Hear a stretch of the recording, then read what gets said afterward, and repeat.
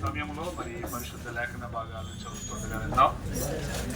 మన మధ్యలో ఉన్న సహోదరి సిఫోరా గారు వచ్చి కీర్తనల గ్రంథము 90వ కీర్తన 1 నుండి 12 చరణాలు చదువుతారు. మనం లేచి నిలబడదాం. కీర్తన భాగాన్ని చదివేటప్పుడు కీర్తనల గ్రంథము అందరూ లేచి నిలబడదాం. చదువుతారు.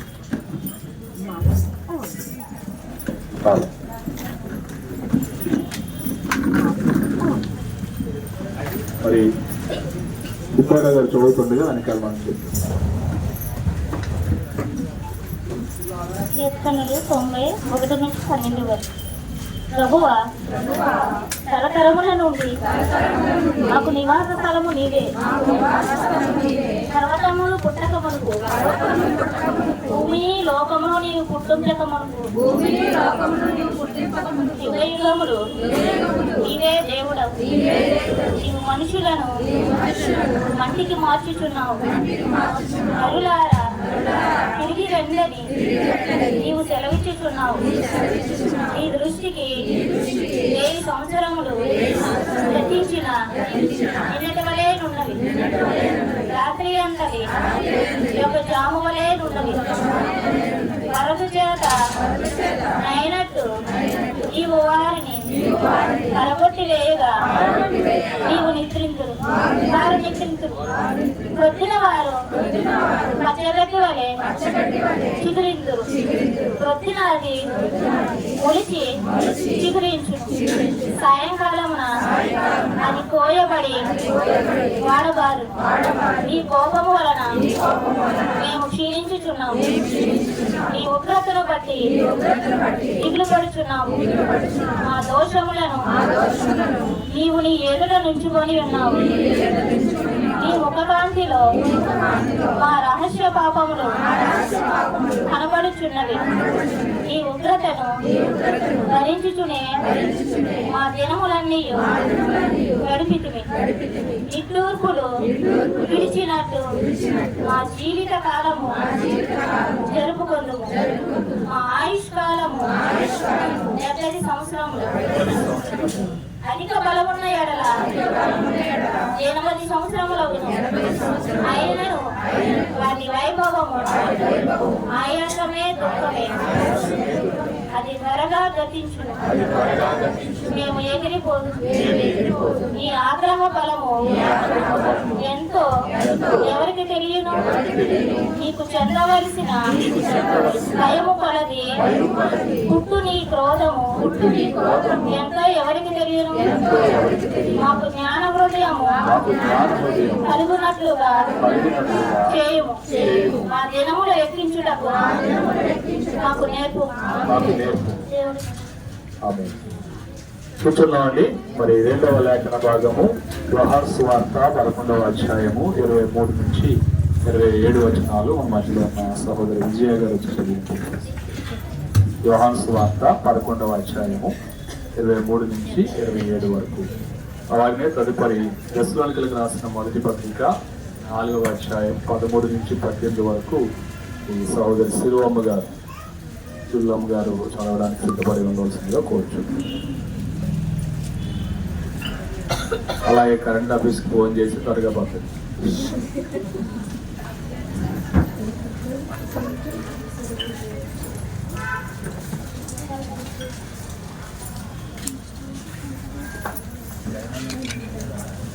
నా పక్షమున ఉండినవాడు నాకు విరోధి, నాతో సమకూర్చువాడు చెదరగొట్టువాడు.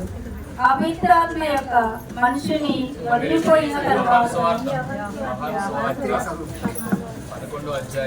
వచ్చిన వాళ్ళకి ఎదర చైర్స్ ఉన్నాయి, వచ్చేసేయండి. ఇంకా లేడీస్ ఎదరికి వచ్చేసేయండి. లేడీస్ ప్రిఫరెన్స్ ఇస్తా ఉన్నాం.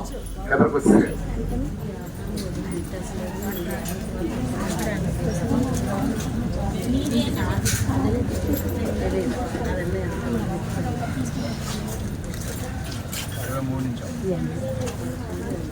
యోహాను సువార్త 20వ అధ్యాయము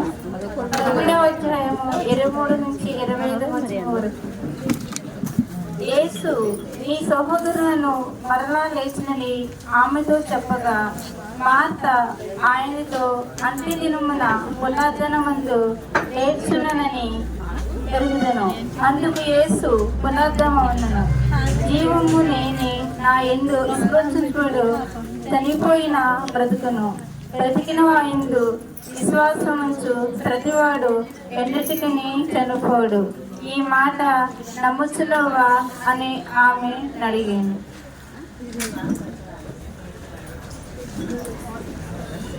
తర్వాత లేఖన భాగము సులువమ్మ గారు చదువుతారు. దశలోనికలు రాసిన మొదటి పత్రిక 4వ అధ్యాయం 18 నుంచి 23 వరకు, 13 నుంచి 18 వరకు.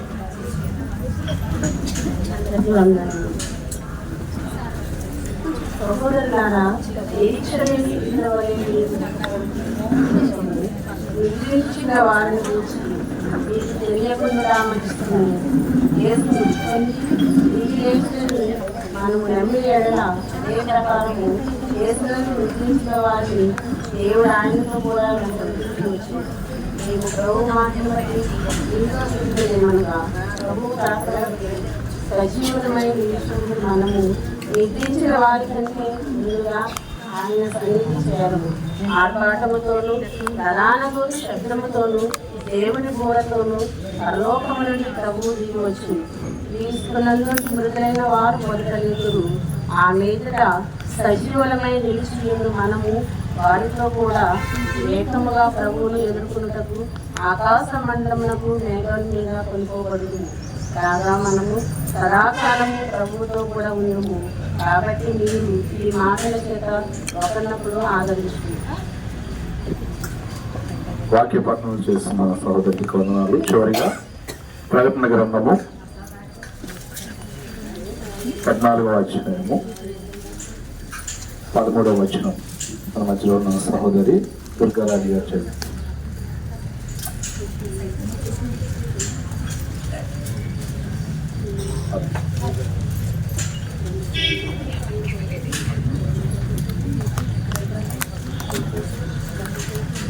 స్తోత్రం. దైవజనులు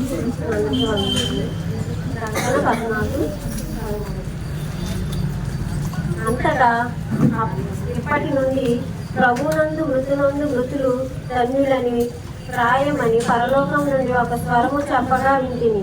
నిజమే, వారు తమ ప్రయాసమును మాని విశ్రాంతి పొందుదురు. వారి క్రియలు వారి వెంట పోవునని ఆత్మ చెప్పుతున్నారు. వాక్యపఠనం చేసిన కుటుంబ సభ్యులకు వందనాలు. ఈ సమయంలో కుటుంబ సభ్యులందరూ మరి ముందుకు వచ్చినట్లయితే దయచేసి ఈ యొక్క ఫోటో ఆవిష్కరణ కార్యక్రమాన్ని చేసుకుందాం. కుమారులు కుమార్తెలు అలాగే మనవాళ్ళు మనవరాలు అందరూ త్వరగా రావాలి. మాది కాదు ఆలస్యం అయితే మీరే. మరి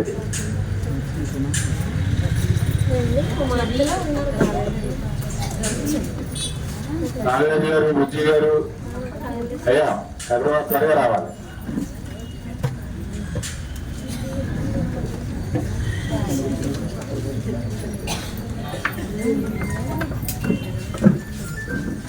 సమయంలో దైవజనులు మోజెస్ గారు ప్రార్థన చేస్తారు. మరి ప్రార్థన అనంతరము ఇక ఫోటో పైన ఉన్న వస్త్రాన్ని తొలగించి ఫోటో ఆవిష్కరిస్తారు.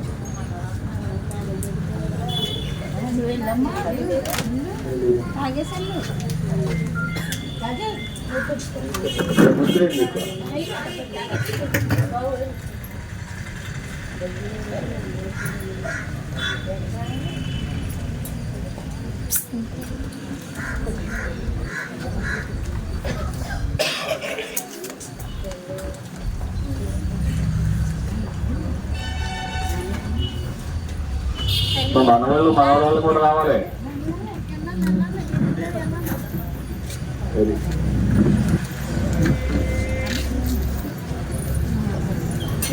సరే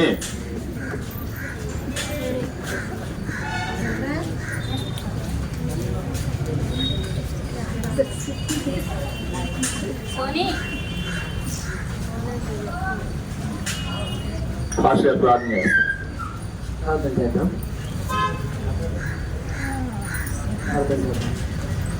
పరిశుద్ధుడు కృపగలిగిన తండ్రి, దయగలిగిన యేసురాజా, మీ పరిశుద్ధమైన మహోన్నతమైన నామం బట్టి స్తోత్రం చెల్లిస్తున్నాం ప్రభు. తల్లి వెంకటలక్ష్మి గారు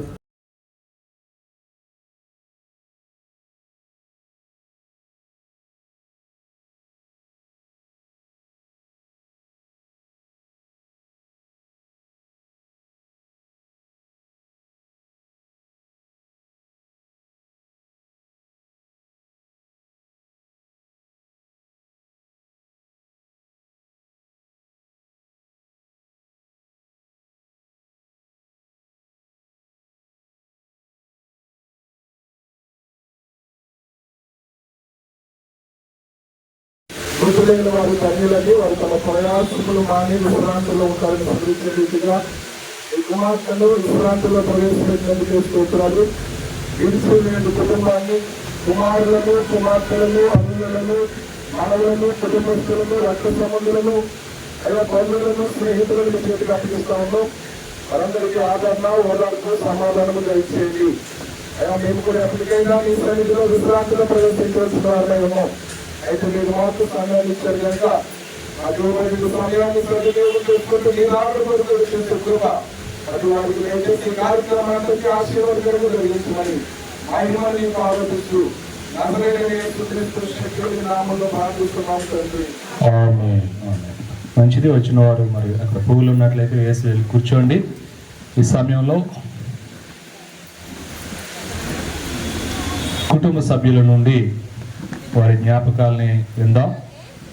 ప్రాముఖ్యంగా మరి హెప్సిబా గారి యొక్క సహోదరి దైవ సేవకురాలు మన మధ్యలో ఉన్నారు.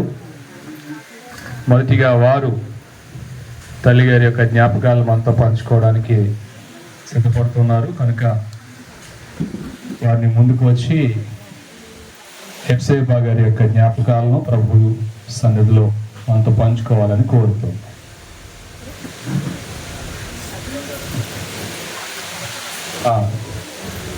సహోదరి రెబ్కా గారిని ముందుకు రావాల్సిన కొంచెం.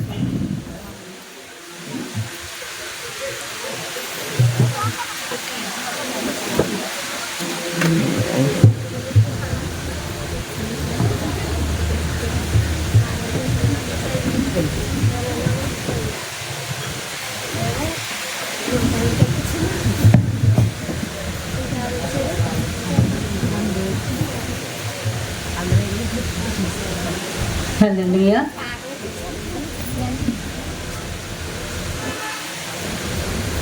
భూమి మీద పలికిన పరలోకి వెళ్ళిన తర్వాత మనం స్తుతించే మాట ప్రథమైనది హల్లెలూయా. కనుక దాంతో ఆరంభించుకోవడానికి దేవుడిచ్చిన ఈ సమయాన్ని బట్టి, అధ్యక్షుల వారిని బట్టి, వేదికను అలంకరించిన దైవజనులు పాస్టర్స్ని బట్టి వారికి ప్రత్యేక వందనాలు తెలియజేస్తూ ఉన్నానండి. అలాగే మరి మా యొక్క కుటుంబ సభ్యులను బట్టి కూడి వచ్చిన బంధువులు, సంబంధులు, రక్త సంబంధులు బట్టి అందరికీ నా ప్రత్యేక వందనాలు తెలియజేస్తున్నారండి.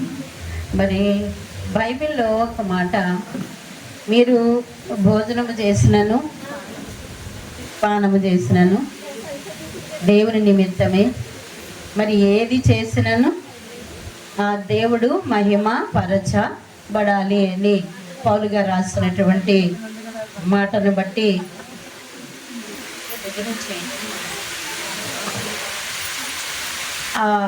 ఈ కూడిక, ఈ పరిస్థితి మనందరికీ తెలిసిందే. కానీ అయితే దేవుడు మహిమ పరచబడాలని నేను ఆశపడుతున్నానండి. ఏ మాట చెప్పినా, ఏ పాట పాడినా, ఏ ఉపదేశించినా దేవుడు మాత్రమే మహిమ పరచబడాలి, ఘనతకు ఎక్కాలి. మరి అక్క గురించి మాట్లాడమన్నారు కనుక 1 నిమిషం మాట్లాడి 3 నిమిషాలు దేవుని గురించి మాట్లాడడం అది దేవునికి మహిమ అని నేను ఆశపడుతున్నానండి. మా తల్లిదండ్రులకు మేము 3 ఆడవాళ్ళము, 3 మగవాళ్ళమండి. అందులో 2 నాకు అక్కలు, 2 అన్నయ్యలు, 1 తమ్ముడు, నేను 6 అండి. 2 అక్కలు మరి భూమి మీద లేకుండా వెళ్ళిపోవడం జరిగింది. 1 తమ్ముడు కూడా పరదేశకు వెళ్ళడం జరిగింది.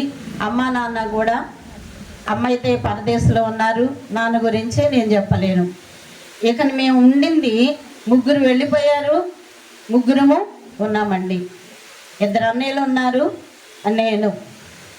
అని మొన్న అక్క పరమవదించినప్పుడు వచ్చినప్పుడు మా చిన్నక్క కొడుకు ఒక మాట అన్నాడండి, చిన్నమ్మ 2 అమ్మలు వెళ్ళిపోయారు, ఇక నువ్వే ఉన్నావు అని. కొందరు నవ్వుతూ ఉన్నారు. తను ఏ ఉద్దేశంతో అన్నాడో నాకు అర్థమైందండి. ఎవరో కూడా పాస్టర్ గారు అన్నట్టుగా భూమి మీద ఎవరము ఉండము, కానీ మనము ఇక్కడ కళ్ళు మూసిన తర్వాత కళ్ళు తెరవడం అనేది మూసిన వెంటనే తెరవబడతాయి. అది మాత్రం పరదేశంలో ఉంటేనే అది మనకు మంచిది, ప్రభు దగ్గర ఉండగలుగుతాము. ఆ విధంగా లేకపోతే మరి ఇలాంటి కూడికలకు అర్థవంతంగా ఉంటుందేమో. పెట్టక తప్పదు కనుక పెడుతూ ఉంటారు పాస్టర్స్. పరదేశులు మోజనులారని పాడుతూ ఉంటారు, రకరకాలుగా ఉంటూ ఉంటుంది. కానీ ఈ మాటలు చెప్పడానికే నేను ప్రత్యేకంగా ఇక్కడికి రావడం జరిగిందండి. మరి మా పెద్దక్క హెప్సిబా గారి యొక్క పెద్ద కొడుకు, చిన్న కొడుకు, మరి మా చిన్నక్క 2 కొడుకులు, వారంటే నాకు చాలా ఇష్టమండి.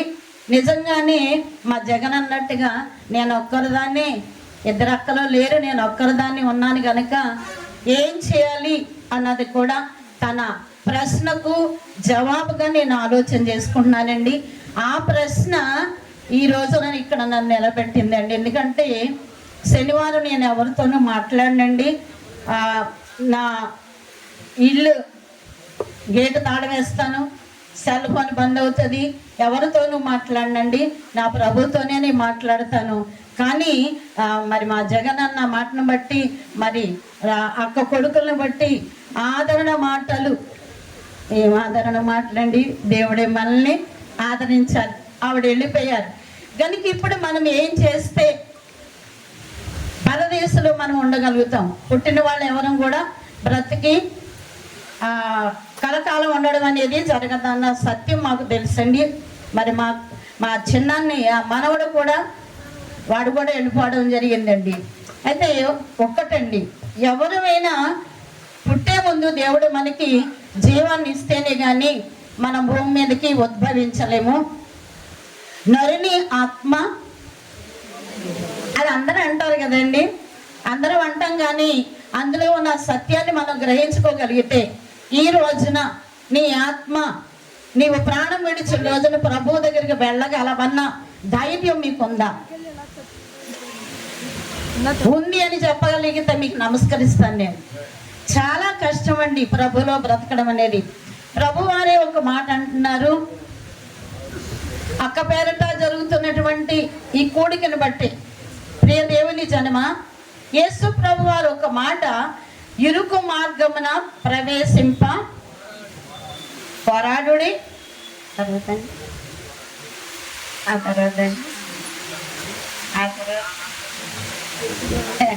మన ఇష్టం వచ్చినట్టుగా మాట్లాడుతున్నాము కనుక వాక్యాన్ని కూడా చూద్దామండి. లూకా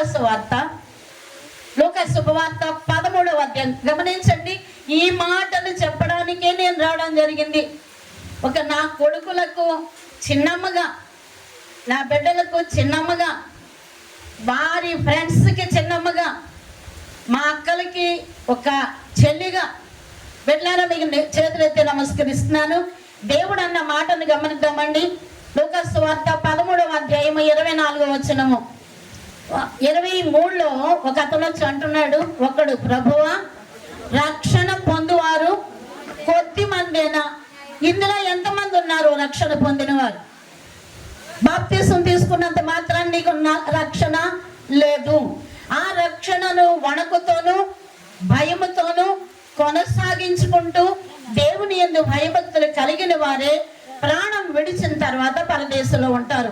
ప్రభు అన్న మాట, ఆ వ్యక్తి అన్న క్వశ్చన్కి సమాధానం ఏమిస్తున్నారంటే 24లో, ఆయన మనందరినీ చూచి, పరిశుద్ధాత్మదేవుడు మనతో మాట్లాడుతున్న మాట, వారందరినీ చూసి, మనందరినీ చూసి అంటున్నారు ఆయన, ఇరుకు ద్వారమున. ఏమండి, ఇది పోరాటం. ఈరోజు నాకు ఒక పోరాటం. దేవుడికి నేను ఒక ప్రమాణం చేసుకున్నాను, ప్రతి శనివారం ఎవరితో మాట్లాడినని. ఈరోజు నేను ఓడిపోయినట్టే. కానీ ఒక్కటి, దేవునితో ప్రమాణం, అగ్నితో ప్రమాణం, చావైనా బ్రతికైనా ప్రమాణాన్ని నిలబెట్టుకోవాలి. కానీ ఈ మాటలు చెప్పడానికి, దేవా నువ్వు నాకు పనిష్మెంట్ ఇచ్చినా పర్వాలేదు కానీ ఈ మాట చెప్పి వెళ్తానని ప్రభువుని మహిమపరచడానికి రావడానికి ఇచ్చిన దేవుని యొక్క సమయాన్ని బట్టి దాసులకి నా ప్రత్యేక వందనాలు. ఇరుకు మార్గమున పోరాటం అంటండి, ఇది ఇరుకు మార్గమున ప్రవేశింప పోరాడండి అన్నారు. ఆగింటికండి మీరు ఆలోచించుకోండి, పోరాడుతున్నారా? పోరాటం అండి, క్రైస్తవ జీవితం పోరాటం గనక అనేకులు ప్రవేశింప జూతురు కానీ అది వారి వలన కాదు. అది నీకు నాకు వర్తించే మాట.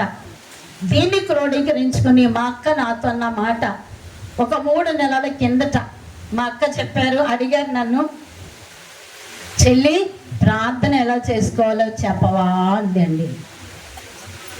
టైం అయిపోయింది, టైం ఈజ్ ఓవర్. చెవులుంటుండగా వినలేదు, కళ్ళుంటుండగా చదవలేదు, చెప్పలేదు, కాళ్ళుంటుండగా సువార్త చేయలేదు. అన్ని ఉడిగిపోతున్నాయి ప్రజలారా. Now I am 60 years old. 500 గ్రాములు షుగరు, బీపీ ఫుల్, మొత్తం అనేది తాగేస్తాను తినేస్తాను మాత్రమే. అయ్యా ఏమండి, నా గుండెకి ఆపరేషన్ చేశాడు దేవుడు. ఆయన గుండె కంటే ప్రథముడు. షుగర్ ఏపటి ఒకటండి, నియమింపబడిన, తీయొచ్చు మీరు 139 కీర్తన 16వ వచనంలో, నియమింపబడిన దినములలో ఒకటైనను కాకమునిపే నీ ఆయుష్ని ఆయన గ్రంథములో లిఖించాడట. నీ ఆయుష్ ఎంత చెప్పగలరు, మీ ఏజ్ ఎంత చెప్పగలరు? ఇప్పుడు మరి బర్త్డేలు ఎందుకు చేస్తున్నారు, మీరు ఎందుకు వెళ్తున్నారు? బర్త్డే చేసుకోవడం వేస్ట్. గమనించండి, ఎందుకంటే నీ ఆయుష్ నీకు అప్పటికి తెలియదు. పుట్టిన దగ్గర నుంచి వేస్తున్నావు. ఇంకా ఒకవేళ గంటల్లో చూడాలన్నా గంటలు తప్పే, గడియలు తప్పే. దేవుడు ఎక్కడి నుంచి మన ఆయుష్ని లిఖించాడు, పుస్తకంలో రాశాడు అని చూస్తే పెట్టలేరా, శుక్ర కణము అండము కలిసిన ఆ గడియ నుండి దేవుడు మన ఆయుష్ని రాసేసాడు. ఎవరు చెప్పగలరు భూమి మీద నీ ఆయుష్ ఎంతంటే, నీ వయసు ఎంతంటే? ఎవ్వరూ చెప్పలేరు. భార్య భర్తలు అసలే చెప్పలేరు, డాక్టర్ అసలే చెప్పలేరు. అసలు నీ ఆయుష్ గురించి, నీ జీవితం గురించి నువ్వే చెప్పలేవు కనుక ఇంకొకరి గురించి నువ్వేం చెప్పగలుగుతావు? ఇరుకు మార్గంలో ప్రవేశింప పోరాడండి అన్నాడు ఆయన. పోరాడేవాళ్ళు నేను ఒకదాన్ని ఉన్నాను, కానీ వెళ్తాను లేదు, అది భయమే. ప్రవేశింప పోరాడుడి, అయితే అది వారి వలన కాదు అని యేసే చెప్పారు.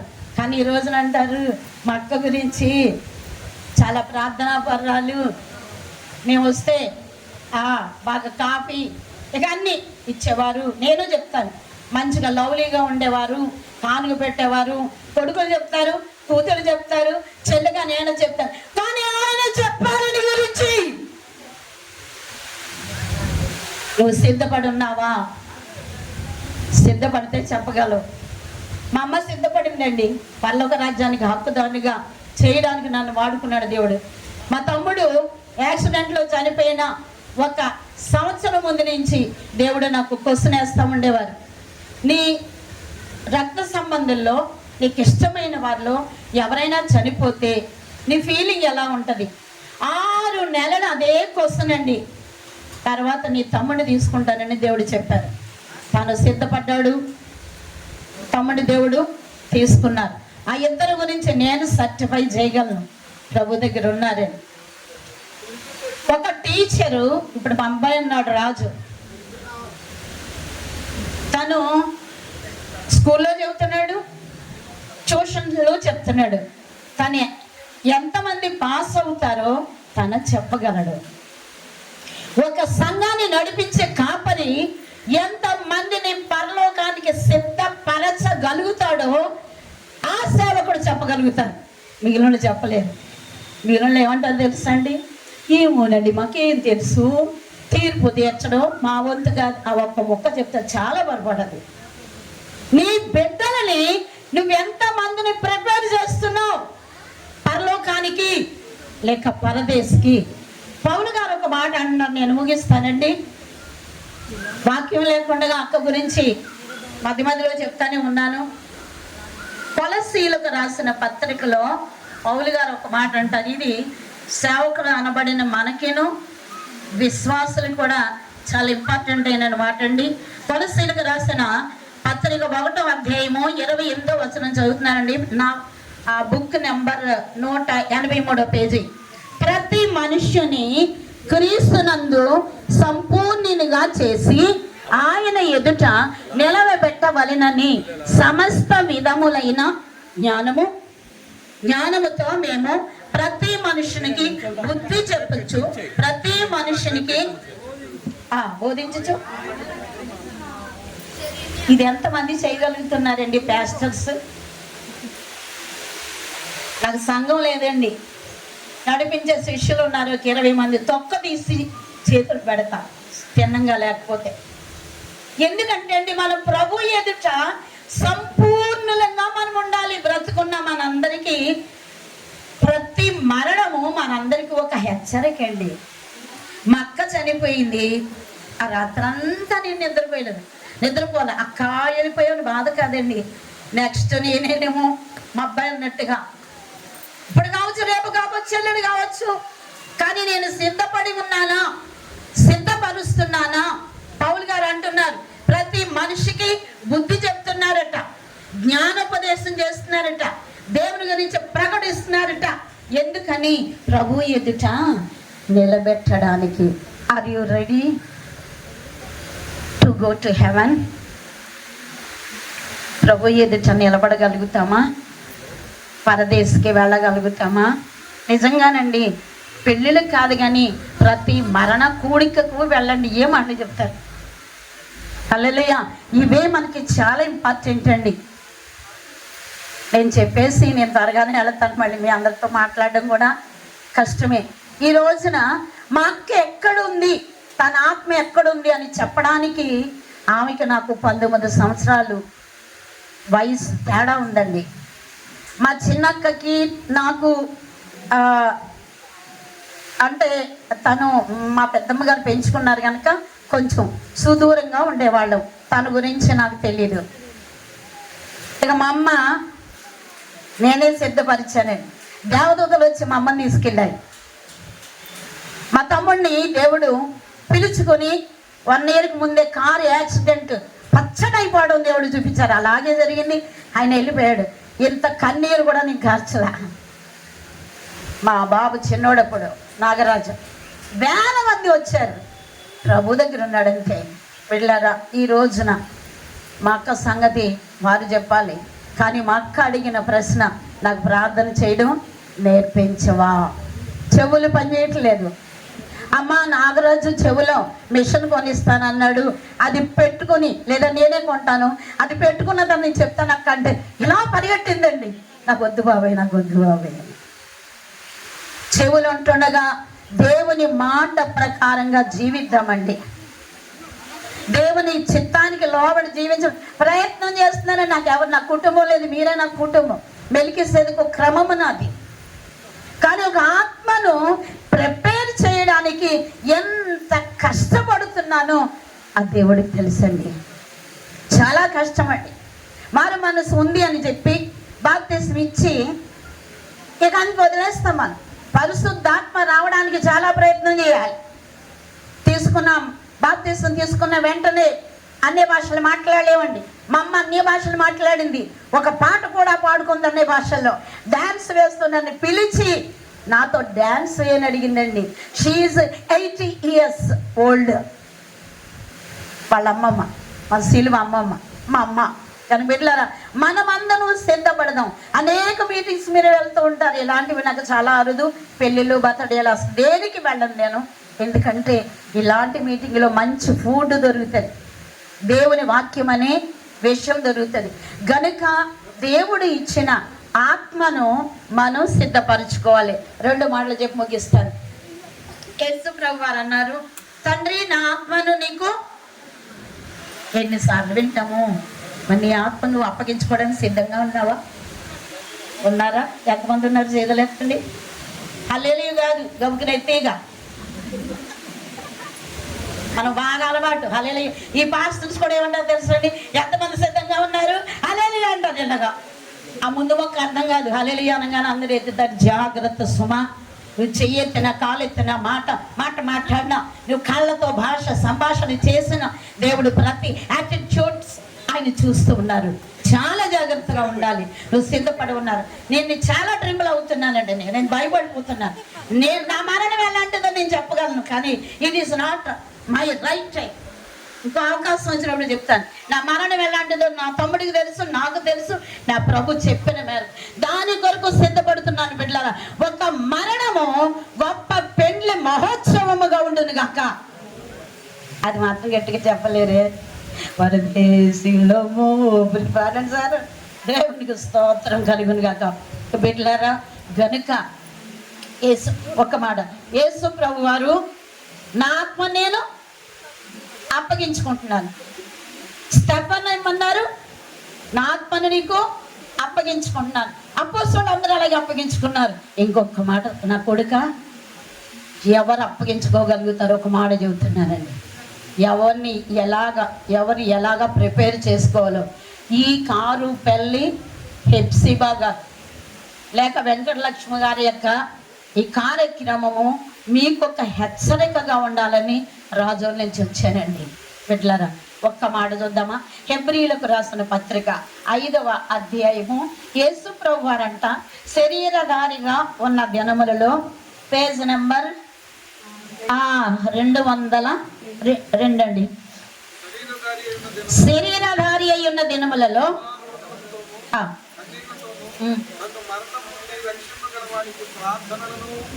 యాచనలను సమర్పించి ఏమండి, చిన్న మాట కాదు, 4 రోజులు ప్రసంగించవచ్చు. మాట చాలా జ్ఞానవంతులు ఉన్నారు ఇందులో. ఎన్నిసార్లు దైవజల్లి మాట చెప్పుకుంటారో. యేసు ప్రభు వారు భూమి మీద ఉన్నప్పుడట ఆయన అన్ని దినాల్లో కూడా రోదన, ఇర్మియా ఏమన్నాడు? రోదన విద్య ఒక పురుషుడికి వచ్చు. ఇర్మియాకు రోదన విద్య వచ్చు. అందుకని అతను అంటున్నాడు, రోదన విద్య, రోదన చేయి స్త్రీలను. సర్లేండి, ఆ సబ్జెక్టులోకి వద్దు. కానీ యేసు ప్రభు వారు మొట్టమొదటిగా రోదన విద్యను ప్రజలకు నేర్పించింది సృష్టికర్త, నీ రక్షకుడు, నీ తండ్రి, నీ సన్నిహితుడు, నీ స్నేహితుడు, మనందరి గురించి భూమి మీద ఉన్న దినాలలో మహారోదన చేశాడు. కన్నీళ్లతో ప్రార్థన చేస్తూ ఉన్నాడు. మనందరి కోసం యాచిస్తున్నాడట తండ్రి దగ్గర. ఇంకా ప్రార్థనలు చేస్తూ ఉన్నాడట. ఇంకా చెప్పాలంటే ఈ 4 చేస్తూ మహారోదన, రెండోది కన్నీళ్లతో, తర్వాత యాచించటం, 4వది ప్రార్థన చేయడం. ఇవన్నీ చేస్తూ ఇంకొకటి చేస్తున్నాడట. ఏమండి? దేవుడికి భయం ఏంటండి? దేవుడికి భక్తి ఏంటండి? దేవునికి స్తోత్రం. నేను ముగించబోతున్నాను. ఎవరు కంగారు పడక్కర్లేదు. మిగిలిన వాళ్ళు షార్ట్ టైం తీసుకుంటాను. దేవునికి స్తోత్రం కలుగును గాక. గనుక బిడ్డలారా, దేవుని యందు భయము భక్తి కలిగి ఉన్నందున యేసు స్వామి తండ్రికి అంగీకరింపబడ్డాడట. What about yourself? నీ సంగతి ఏంటి? భయం ఉందా? ఒక్క రోజునైనా అబద్ధం ఆడకుండా నువ్వు ఉండగలుగుతున్నావా? ఒక్క రోజునైనా అపవిత్రత లేకుండా ఉండగలుగుతున్నావా? ఏది క్రైస్తవ జనమా? అలా నడుస్తూ ఉండడానికి ప్రయత్నం చేస్తున్నా. నా భయం నన్ను వెంటబడుతుంది. వెళతానా పరలోకం? నేను పరదేశంలో ఉంటానా లేదా? Self checking. ఒక వ్యక్తి గురించి నీతిమంతుడు నువ్వు ఎలా సర్టిఫై చేయగలవు? ఒక వ్యక్తి గురించి దుర్మార్గుడు నువ్వు ఎలా సర్టిఫై చేయగలవు? నీ పెంపకాన్ని బట్టి నువ్వు చెప్పగలుగుతావు. యేసు స్వామిట దేవుని యందు, తన తండ్రి యందు భయము భక్తి కలిగి ఉండడాన్ని బట్టి, దేవుని చిత్తాన్ని నెరవేర్చడాన్ని బట్టి, దేవుని యొక్క కృపను బట్టి, ఆజ్ఞను బట్టి ప్రార్థించడం బట్టి, రోధించడాన్ని బట్టి, కన్నీళ్లు కార్చడాన్ని బట్టి తండ్రికి ఇతడు నా కుమారుడే, పరలోకాన్ని పిలవచ్చు అని దేవుడట సర్టిఫై చేశాడట. ఒక వ్యక్తి గురించి మనం ఎలా చెప్పగలుగుతాము? మా అమ్మని పెంచాను కనుక చెప్పగలుగుతాము. నీ స్టూడెంట్స్ ఎంతమంది పాస్ అవుతారో నువ్వు చెప్పలేవా? నేను చెప్పగలుగుతానా? వాళ్ళు నీ చేతుల్లో వాళ్ళు. మనం దేవుని చేతుల్లో ఉంటే నువ్వు ఎక్కడుంటావో చెప్పగలుగుతావు బ్రతుకుంటుండగానే.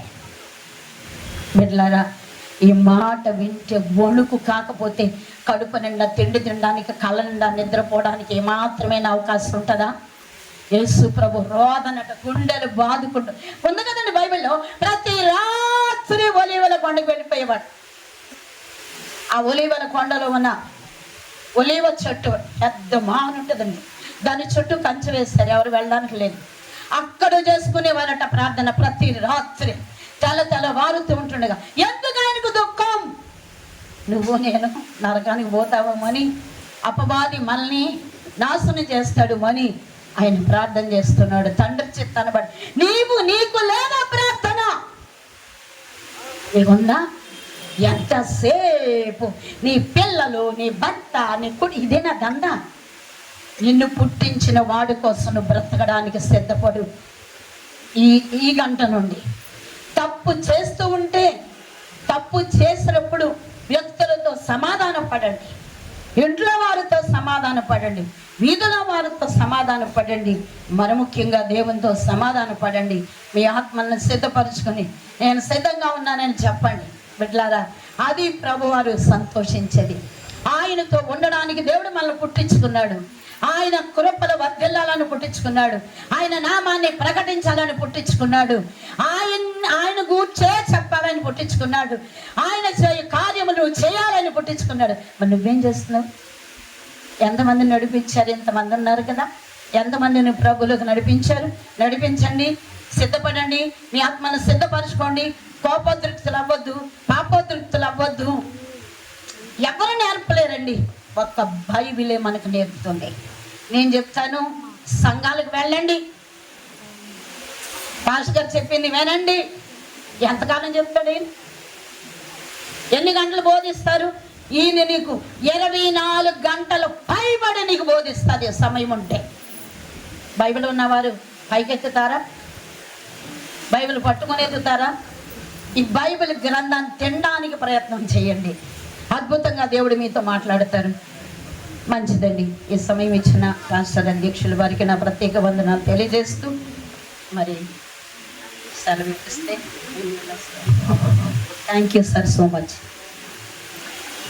దేవునికి మహిమ కలుగును గాక. చక్కని లేఖన భాగంతో కూడిన జ్ఞాపకాలను మనతో పంచుకున్న సహోదరి రెబ్కా గారికి హృదయపూర్వకమైన వందనాలు తెలియజేస్తా ఉన్నాను. మానవుడా కారణ జన్ముడా, నీ జన్మకు కారణముంది. మానవుడా కారణ జన్ముడా, నీ జన్మకు కారణముంది. అర్థం తెలియక నీవు వ్యర్థముగా బ్రతుకకు, అర్థం తెలియక నీవు వ్యర్థముగా బ్రతుకకు. పరమార్థమున్నదని ప్రభు కొరకే బ్రతుకమని, పరమార్థమున్నదని ప్రభు కొరకే బ్రతుకమని. మానవుడా కారణ జన్ముడా, నీ జన్మకు కారణముంది. దేవుడికి మహిమ కలుగును గాక. ఈ సమయంలో మరి కుటుంబ సభ్యుల నుంచి ఎఫ్సిబా గారి కుమార్తె గౌరీ గారు వచ్చి ఒక జ్ఞాపకాలు మనతో పంచుకోవస్తూ కోరుచున్నాం. గుర్తుపెట్టుకోండి, ప్రధాన వర్తమానం దేవుడు మనకు అందించేశాడు కనుక మేము అందరం ప్రార్థనలు చేస్తాం. మీరు వచ్చి మీరు చెప్పాలనుకున్నాం చక్కగా చెప్పచ్చు. ఏంటి గౌరీ గారు? తదుపరి నాగరాజు గారు క్లుప్తంగా చెప్పాలి. నాగరాజు గారు మీకు బ్రేక్లు వేయాలి.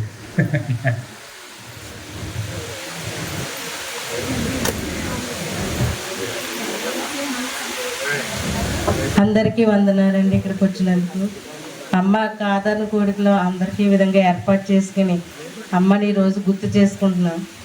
మాకు చిన్నప్పటి నుంచి నాన్నగారు చనిపోయినా కానీ అమ్మే మాకు అన్నీ అయ్యి మమ్మల్ని పెంచారండి. ఆవిడ ఏహోవైందు భయభక్తులు కలిగి ఉంటే ఎలా ఉండేదో అమ్మ అందు మేము అలాగే ఉన్నాము. మేము హిందూ కుటుంబం నుంచి వచ్చినా కానీ చిన్నప్పుడే అక్కడ పక్కనే చర్చ్ ఉంటే అక్కడికి అమ్మ తీసుకెళ్ళేది. అలాగే మేము దేవుని మాటలు మేము చిన్నప్పటి నుంచి నేర్చుకుని నేను దేవునిలోనే రక్షణ పొందానండి. అలాగే అమ్మ ఇంక మేము ఇక్కడికి వచ్చేసిన తర్వాత అందరూ కూడా అన్నయ్య నేను మొదటగా రక్షణ పొందామండి. తర్వాత అందరూ నెమ్మదిగా దేవునిలోకి వచ్చాము. అమ్మ అయితే ఇంకా మేము బయటికి వెళ్ళినా కానీ టైం అయింది.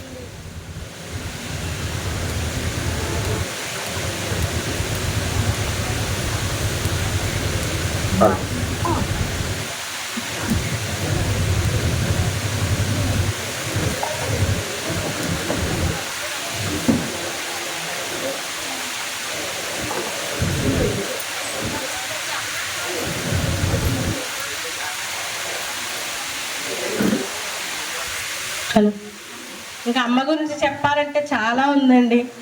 ఎందుకంటే నాకు నాన్న లేకపోయినా అమ్మని చూస్తే మాకు ఇంకా నాన్న ఎవరో కూడా గుర్తుకొచ్చేవారు కాదు. అమ్మ నేను ఒక ఫ్రెండ్స్ లాగా మేము ఇద్దరం కలిసి ఉండేవాళ్ళం. ఇంకా అన్నయ్య వాళ్ళతో కూడా అంతగా ఉండేవాళ్ళం కాదు. ఇద్దరం ఉంటే ఎక్కడికి వెళ్ళాలన్నా అమ్మ నేను పెళ్ళి అయిపోయాక వెళ్ళిపోయినా కానీ అన్నీ ఏది మాట్లాడాలన్నా ఫోన్లో అమ్మ గౌరీ ఇలాగా ఇంకే విషయం సీక్రెట్ చెప్పాలన్నా కానీ అంత క్లోజ్గా ఉండేవాళ్ళు. కానీ ఇప్పుడు నాకు చెప్పుకోవడానికి అమ్మ కూడా లేదు. ఇంక నేను అక్కడికి వెళ్ళినా కానీ నా పిల్లల గురించి ఆలోచించేదాన్ని కదా, మా అమ్మ ఎలా ఉంది. నేను అంతగా ప్రేమించాను అమ్మని.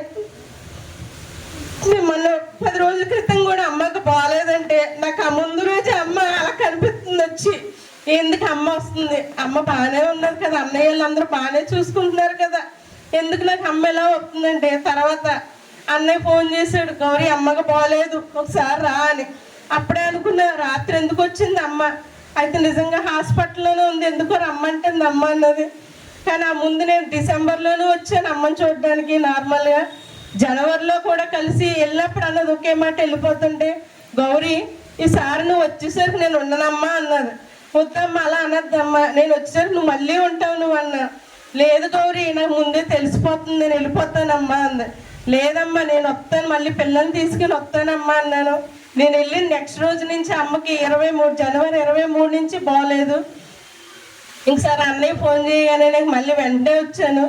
హాస్పిటల్లో కూడా మా కోళ్ళని అడిగింది, గౌరీ ఆంటీ గారు వస్తారంటే వద్దొద్దు రావద్దు అని చెప్పండి. ఎందుకంటే ఆమె హైదరాబాద్ నుంచి ఇన్నిసార్లు వచ్చింది, మళ్ళీ ఏమవుతుంది పిల్లల్ని తీసుకుని, నాకు ఒంట్లో పోగదని అమ్మకి తెలుసు. అమ్మాయి అనేది నేనే యంగ్గా ఉన్నానమ్మా, నువ్వే ముసలిదానిలాగా ఉన్నావే నువ్వు, ఎందుకమ్మా ఆరోగ్యం పాటు దూరంగా వదిలేసాను నిన్ను అని అమ్మ ఎప్పుడు బాధపడేది. కానీ అమ్మ వద్దమ్మా నేను బాగానే ఉన్నాను, నువ్వు ఇక్కడ క్షేమంగా ఉండి అన్నయ్యలు చూసుకున్నాను, నా గురించి ఎప్పుడు టెన్షన్ పెట్టుకోకని ఎప్పుడు అమ్మకి చెప్పేదాన్ని. కానీ గౌరీ దూరం ఉన్నావంటే నా అమ్మ నన్ను దూరం చేసి వెళ్ళిపోయింది.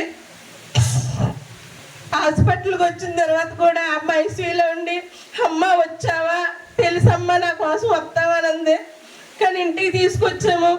డాక్టర్ గారు కూడా ఏమన్నారంటే ఆమె ఆక్సిజన్ లేకుండా బతకలేదు, వెంటిలేటర్ పైన పెట్టాలండి అన్నారు. నేను ఒకటే అన్నా, నాకు దేవుడి పైన నమ్మకం ఉందండి, వెంటిలేటర్ వద్దు, అమ్మని ఇంటికి తీసుకెళ్ళి మా ప్రార్థనతో మేము బతికించుకుంటాం అన్నాను.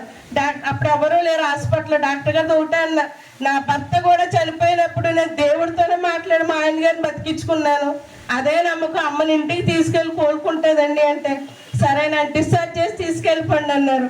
ఇంటికి తీసుకొచ్చాము. ఇంట్లో అందరూ వాతావరణాన్ని చూసుకోవడం అమ్మ బాగానే ఉంది. తర్వాత నేను అన్నా, అమ్మ మార్చి 16 నుంచి మాకు హాలిడేస్ అమ్మ, వచ్చి నేను చూసుకుంటా పిల్లల్ని ఇద్దరిని తీసుకొస్తానని కూడా చెప్పాను. సరే అంది. ఒకటే మాట అన్నా, అమ్మ నువ్వు ఇన్ని సంవత్సరాలు ఉన్నావంటే అన్నయ్య కోసమే బతుకుతున్నావు అమ్మ, నువ్వు ఆయన చూసుకోవడానికి ఎవ్వరు లేరు అనుకుంటున్నావు, మేము అందరూ ఉన్నాం. నీ అమ్మ కోరిక ఏంటంటే అందరూ కలిసి ఉండాలి, ఏది ఉన్నా కానీ 10 రూపాయలు ఉన్నాయంటే అందరికీ రూపాయి అన్నట్టు పెట్టేదమ్మ. ఎవరు ఇంటికి వచ్చినా కానీ చేయి కడగకుండా అమ్మ ఎవరిని ఇంటికి అంత ప్రేమ ఉంది అమ్మకి. ఎవ్వరు కూడా ఈ వీధిలో ఏంటి మా స్టూడెంట్స్ ఏంటి అన్ని స్టూడెంట్స్ ఏంటి అందరూ కూడా అమ్మ అంటే చాలా ప్రాణం ఆవిడకి. ఇక వీధిలో ఎవ్వరు వెళ్ళా కూడా పలకరించేది, ఏంటంటే మా అమ్మగారు కనబట్టలేదు, 2 సంవత్సరాల నుంచి ఆవిడ బయటకు రావట్లేదని చాలా మంది అడిగారు. ఆమె లోపల ఉంది కానీ మాకన్నా ఎంగగా జింకలా పరిగెట్టేది అమ్మ ఇంట్లో కూడానే. నాకు కూడా అంత ఎనర్జీ లేదు, దేవుడు ఆమెకు అంత ఆరోగ్యాన్ని ఇచ్చాడు. 2009లోనే అమ్మ చనిపోవలసిన అమ్మ, కానీ దేవుడు ఆమెను బతికించి ఇన్ని సంవత్సరాలు కూడా మా ముందు అమ్మను ఉంచాడు. మొన్న వెళ్ళాను, అమ్మ డిఎస్సి చేస్తున్నాడు, అన్నయ్య జాబ్ రాలేదని నువ్వు బాధలో ఉన్నావు, ఏం పర్లేదమ్మా ఈసారి అన్నయ్య కొడతాడు, నువ్వు వెళ్ళిపోయినావు అని నువ్వు దేవుడు మళ్ళీ నిన్ను పంపిస్తాడు, మేమందరం ఉన్నాం, అన్నయ్య దేవుళ్ళలోకి వచ్చాడమ్మా, ఈసారి అన్నయ్య జాబ్ కొడతాడమ్మా, సంతోషం నువ్వు చూస్తావమ్మా, వచ్చేసరి కాల్ మీద కాల్ వేసుకుని అన్నయ్య జాబ్ వచ్చింది నా కొడుకు, నువ్వు 10 మందిలోనూ కూడా చెప్పుకుంటావని అమ్మతో ఆ రోజు మాట్లాడుకున్నా కానీ చెవిలోనే చెప్పి ప్రార్థన చేసి వెళ్ళానమ్మా. నువ్వు నోట్లో మాట రాకపోయినా కానీ ప్రార్థన చేసుకో, నువ్వు దేవుడి దగ్గరికి వెళ్ళాలంటే మేము ఏమి చేయలేము, నువ్వు నోట్లోనే ప్రార్థన చేసుకుని నీ మనసులో దేవుని స్మరించుకో అమ్మా, ఆయన తప్ప మనకి ఎవ్వరు లేరు, నాకు తండ్రి అంటే యేసయ్యే, ఇంక అమ్మ తర్వాత ఇంక మాకు అమ్మ గుర్తుగా లేరంటే అన్నయ్యలు ఉన్నారు. ఎందుకంటే అమ్మ కోరిక ప్రతి సంవత్సరం ఆమె కోరిక నెరవేరుతుంది, ప్రతి సంవత్సరం ఏదో ఒక కార్యక్రమం ఇక్కడ మాకు జరుగుతుంది, 21 నుంచి కార్యక్రమాలు, కానీ ఈ సంవత్సరం కూడా ఈ విధంగా అందరినీ కలిపి చూడాలని అమ్మ కోరుకుంది. అలాగే అమ్మ కోసం మేము అందరం కూడా కలిసి ఉంటాం, దేవుని సమక్షంలో బలంగా వాడుకొని మీ అందు అమ్మ కోసం ఇక చిన్న మాటలు చెప్పుకుంటున్నాను. దేవుడి చిన్న సాక్ష్యం దేవుడి ఇచ్చిన చక్కగా మరి వారి ప్రేమను వారు పొందిన అనుభవాల్ని మనతో పంచుకున్నారు. సహోదరికి వందనాలు.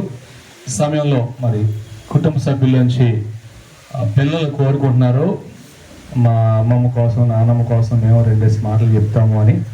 ముందు పిల్లల్ని పంపిస్తే రావాలి త్వరగా.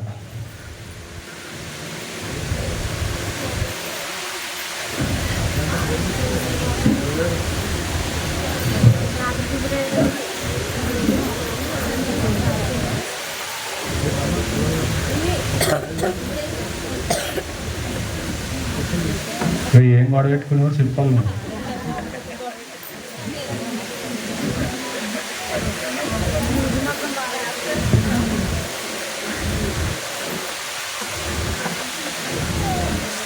అందరికీ వందనాలు. నా పేరు సజంద్ర.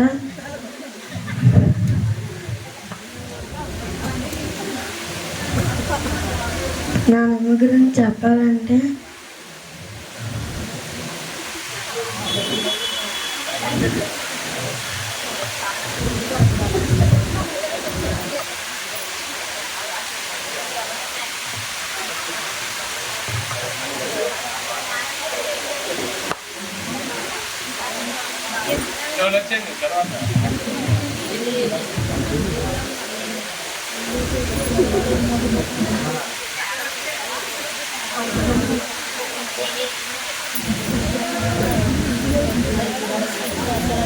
ఈయనకి టామ్ అండ్ జెర్రీ కథలు ఉన్నాయి వాళ్ళిద్దరి మధ్యలో, అందుకని నానమ్మ అత్తమ్మ నన్ను ఏదోటి అనేది నేను ఏదోటి అనేవాడిని, ప్రేమ ఎక్కువగా కదా నన్ను చెప్పకూడదు. వెరీ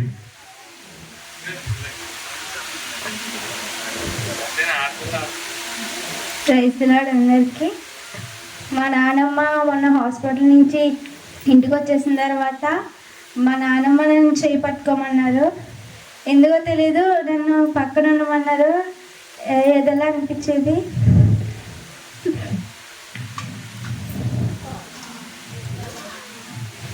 మా నాన్నమ్మ నాకు అన్నీ చేసి పెట్టేవారు, ఏం కావాలన్నా వండి పెట్టేవారు. నేను చాలా మిస్ అవుతున్నాను మా నాన్నని. ఈ చిన్న సెక్షన్ దేవుడు ముందు చూపించింది. ఏం కావాలని ఉన్నారా? అందరు పారిపోయారు భయం వేసి. రైట్, నాగరాజు గారు మరి ఇందుకు రావాల్సిన కోరుచున్నాం.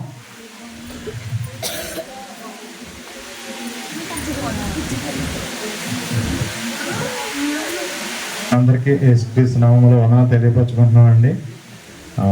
నాకైతే ఈరోజు ఇలా జరుగుతుందన్న విషయం తెలుసు, ఎందుకంటే యేసుక్రీస్తు నామములో అన్నీ మహిమకరంగా జరుగుతాయి.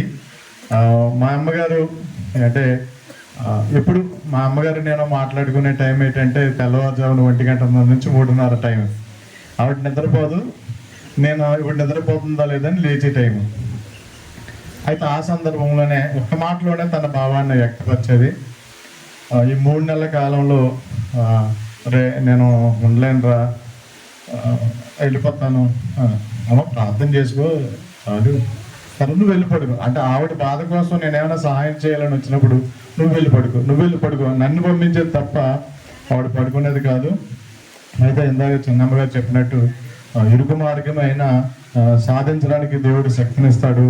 ఆయన కృప ద్వారా మా అమ్మగారు ఆ ఇరుకు మార్గాన్ని కూడా ప్రయాణించారని నేను నమ్ముతున్నాను. ఎందుకంటే ఆవిడ ఈ గడిచిన కాలం అంతట్లో శ్రమలను బట్టి కానీ, దేవుడి మీద ఉన్న నమ్మకాన్ని బట్టి కానీ, మా మీద ఉన్న ప్రేమను బట్టి కానీ, విశ్వాసంతోనే తన మాటలను తన క్రియలను మాకు చూపించింది.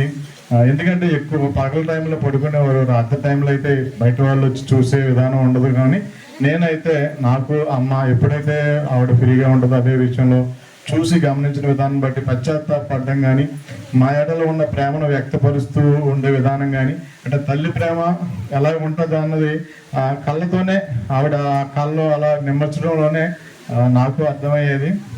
ఎందుకంటే మా అమ్మగారు ప్రేమ విషయంలో కానీ అన్ని విషయంలో కానీ మరి నేనే ఎక్కువ పొందాను అని నాకు అనుకుంటున్నాను. ఎందుకంటే మరి ఎవరికైనా పెద్దవాళ్ళు అంటే ప్రేమ ఎక్కువ ఉంటుంది తల్లిదండ్రులకైనా అని అనుకుంటాము. అలా నేను అనుకుంటున్నాను. అలా మా ఇంట్లో ఉన్న ప్రతి ఒక్కరు కూడా మా అమ్మగారి ప్రేమను పొందాము, ఎక్కువగా మాకు చూపించిందనే భావంతోనే ఉన్నాము.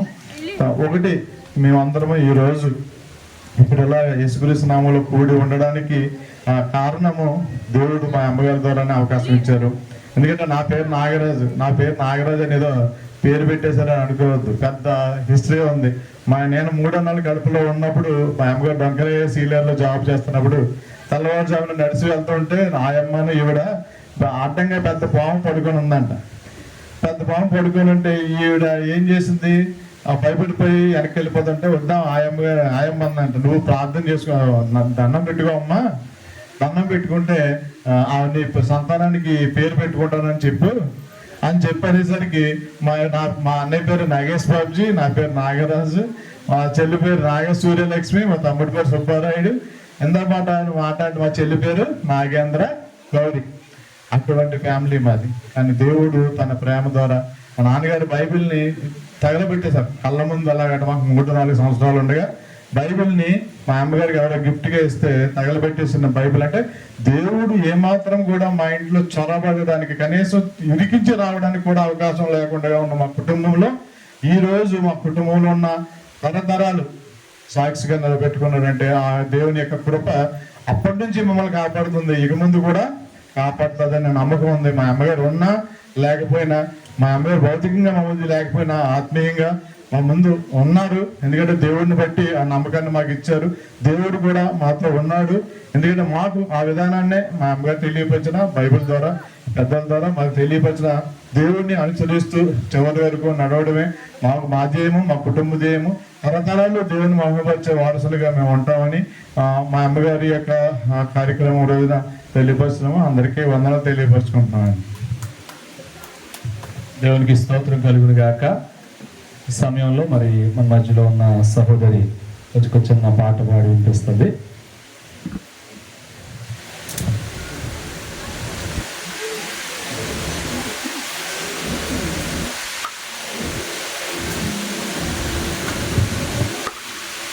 హల్లెలూయా.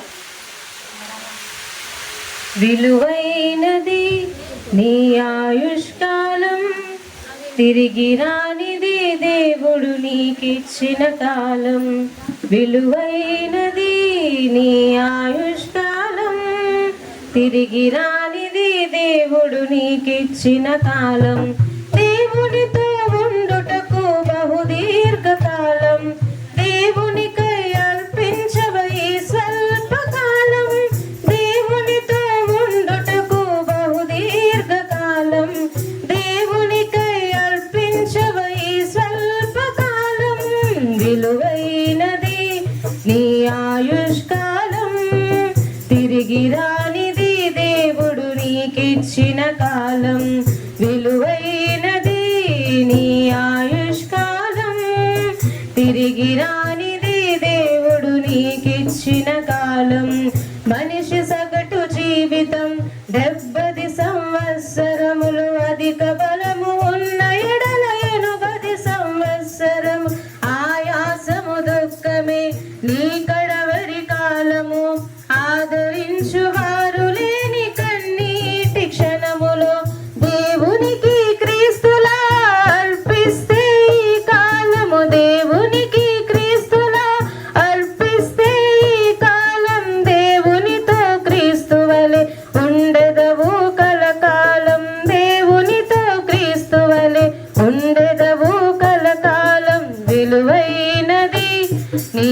ఆయుష్కాలం తిరిగి రానిది దేవుడు నీకిచ్చిన కాలం విలువైనది నీ ఆయుష్కాలం తిరిగి రానిది దేవుడు నీకిచ్చిన కాలం దేవునితో ఉండుటకు బహుదీర్ఘకాలం దేవునికై అర్పించవ ఈ స్వల్పకాలం దేవునితో ఉండుటకు బహుదీర్ఘకాలం దేవునికై అర్పించవ ఈ స్వల్పకాలం విలువైనది నీ ఆయుష్కాలం తిరిగి రానిది దేవుడు నీకిచ్చిన కాలం.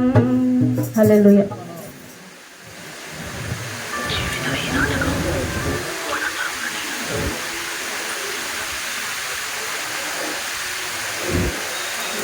చక్కని పాట పాడి వినిపించిన సహోదరికి వందనాలు. మరి అందరూ చెప్పారు, ఇంకా చెప్పవలసిన వాళ్ళు ఇంకా మొదలెట్టలేదు. ఇక 1 2 3 4 5 6 7 8 పాస్టర్ గారు ఆయన వెనకాల కూర్చున్నాను. మొత్తం 10 మంది ఉన్నాం. 10 20 అంటే ఎన్ని గంటలు చెప్పండి. కనుక ఈ సమయంలో మీకు ఒక ఆఫర్ ఇస్తున్నాం. మా వెనకాల సీరియస్గా చూడకండి. విషయం ఏంటంటే దేవుని కార్యక్రమం జరుగుతూ ఉంది. 12:30 కల్లా ముగించాలన్నారు. ఆశ్చర్యం ఏంటంటే 12:30 అయిపోయింది అప్పుడే. మీరందరూ 12:30 లోపు వచ్చారు తప్ప 10 గంటలకు రాలే. ఎంత మంచి వాళ్ళు అంటే మీరు ఎప్పుడైనా రావచ్చు కానీ మేము మాత్రం 12:30కే ముగించాలంటారు. ఎంత మంచి. కాబట్టి ఏదేమైనా మీ రాకను మేము గౌరవిస్తున్నాం, మీ మాటను మేము అంగీకరిస్తున్నాం. అయితే ఇక్కడ పరిశుద్ధ గ్రంథమును మనం వినవలసిన అవసరం ఉంది. దేవుని వాక్యం ఆల్రెడీ రెబ్కా గారు మనకు బయలుపరిచారు. కనుక కొద్ది నిమిషాలు మన మధ్యలో ఉన్న దైవ సేవకులు కొన్ని ఆదరణకరమైన మాటలు కుటుంబాన్ని బట్టి అలాగే సంఘాన్ని బట్టి మాట్లాడవలసిందిగా కొంతమందికి అవకాశం ఇస్తున్నారు. వారు క్లుప్తంగా మనతో మాట్లాడతారు. అదే సమయంలో సమయం అయింది కనుక వీళ్ళు ఎవరైనా పేషెంట్లు ఉంటే మీరు భోజనం చేయడానికి అనుమతించబడుతున్నారు. నేను పేషెంట్ ఏంటి అనుకుంటే మాత్రం ఖచ్చితంగా కూర్చోండి. పేషెంట్లు ఉంటే మాత్రం ఖచ్చితంగా వెనక్కి వెళ్ళి చక్కగా భోజనం చేయండి. ఈ సమయంలో చిన్న ప్రార్థన చేస్తారు. మన మధ్యలో ఉన్న సల్మాన్ రాజు గారు ప్రార్థన చేస్తారు. ప్రార్థన చేసుకుందాం అండి. దయచేసి అందరూ కూడా తలలో ఉంచి ప్రార్థనలోకి వెళ్దాం. సకల ఆశీర్వాదాలకు కారణాభూతులైన మా ప్రియ పరలోకపు తండ్రి, మీ ఘనమైన అతి శ్రేష్టమైన నామములకు నా హృదయపూర్వక వందనాలు చెల్లించుకుంటూ ఉన్నాం. నాయన మరి సమయంలో నాయన మీరు నాగరాజు గారి యొక్క తల్లి గారి విషయంలో ప్రార్థన చేయించుండగా నాయన మేమందరం ఇక్కడ కూడుకున్న ప్రభువ, నాయన ఆమె కూడిక రీతిగా ప్రభు మీ నామాన్ని స్మరించుకునే భాగ్యాన్ని మాకు దక్కించినందుకు మీకు వందనాలు. ముఖ్యంగా ప్రభు ప్రభు ఆత్మశాంతిని కలుగ చేయండి నాయన. అలాగే ఇదిగో ప్రభు వారి యొక్క కుటుంబ బిడ్డలందరికీ కూడా నాయన ఓదార్పును దయచేయమని అడుగుచూ ఉన్నాను ప్రభు. నాయన ఇదిగో ప్రభు నిత్యము ప్రభు ఆమె యొక్క జ్ఞాపకాలతో నాయన ఆమె ప్రభు మీ యందు ఎలాంటి దైవభక్తితో ప్రభు బిడ్డలు నడిపించి ఉన్నదో అటు రీతిగా ప్రభు బిడ్డలందరూ కూడా నడుచుకోవడానికి కూడా మీరే సహాయం చేయండి నాయన. ఇప్పటి వరకు కూడా మంచి మాటలు మా అందరితో కూడా మాట్లాడుతున్నారు నాయన. ఇంకా మరి మేము ఇంకా అనేక విషయాలు అనుభవించుండగా నాయన ఇదిగో ప్రభు మేమందరము కూడా మాటలు విని ప్రభు మేము నేర్చుకున్న ప్రజలు మార్చుకుని గొప్ప భాగ్యాన్ని దయచేయమని కుమారుడు యేసు నామములో ప్రార్థన చేసి వేడుకుంటున్నాను మా పరమ తండ్రి. ప్రార్థించిన మల్లంపూడి పాస్టర్ గారికి వందనాలు తెలియజేస్తున్నాను. ఈ సమయంలో మన మధ్యలో మరి వేడుద గ్రామం నుండి వచ్చిన దైవ సేవకులు ప్రసాద్ గారు కొన్ని ఆదరణకరమైన మాటలు మనతో పంచుకుంటారు. అయ్యా భోజనాలు ఏర్పాటు చేసేవారు భోజన కార్యక్రమాన్ని కూడా కొనసాగించవచ్చు. 2 ముందుకు వెళ్తారు. దైవజనులకు ఇక్కడ వేదిక మీద ఉన్న దైవజనులకు స్తోత్రం. అలాగే మీ అందరికీ కూడా ప్రభు పేరట స్తోత్రాలు.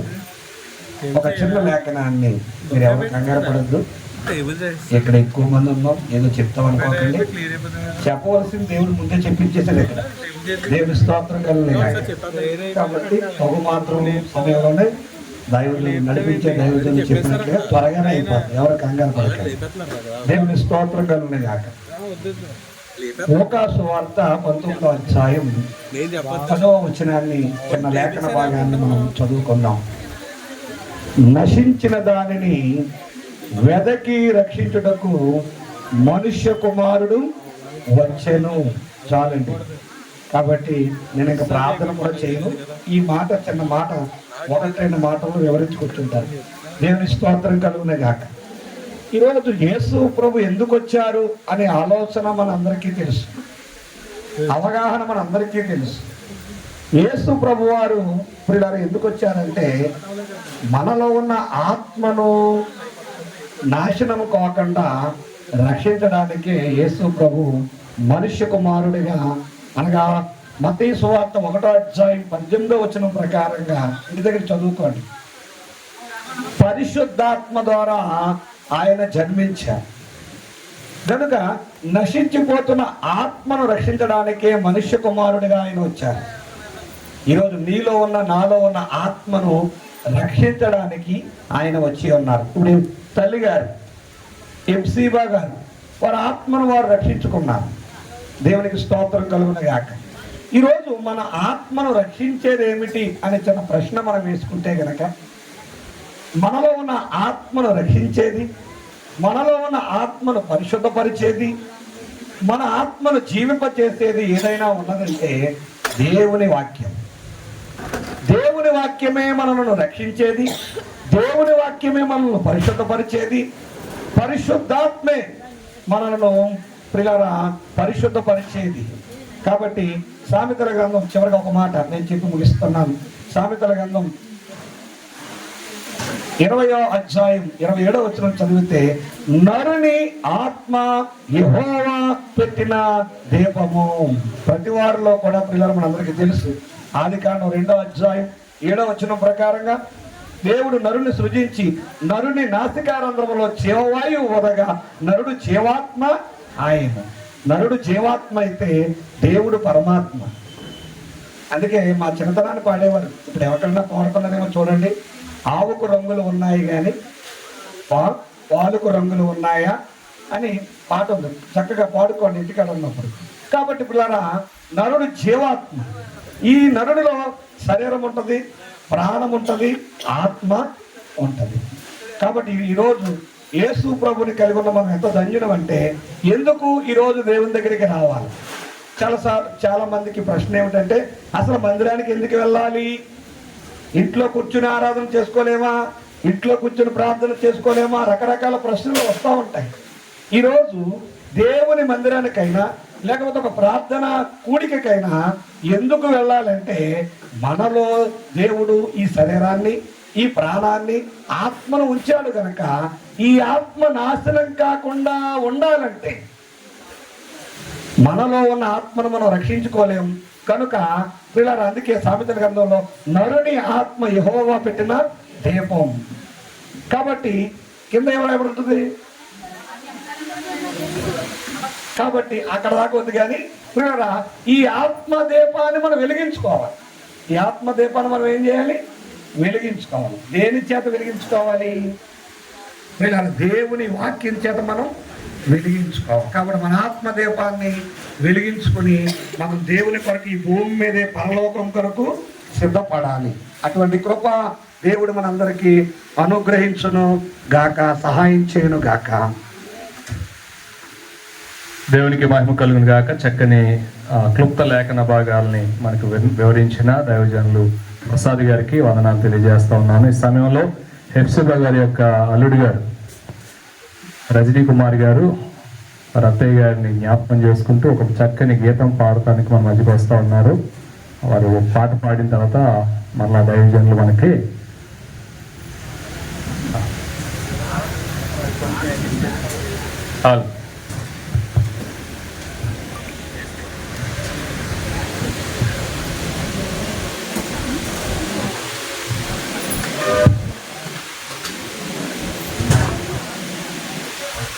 Praise lord. నా పేరు రజనీ కుమార్ అండి. నేను బిహెచ్ఎల్లో సబ్ అడిషనల్ ఇంజనీర్. ఆయన ఇచ్చిన ఉచితమైన కృపతోటి ఈరోజు జాబ్ చేస్తున్నాను.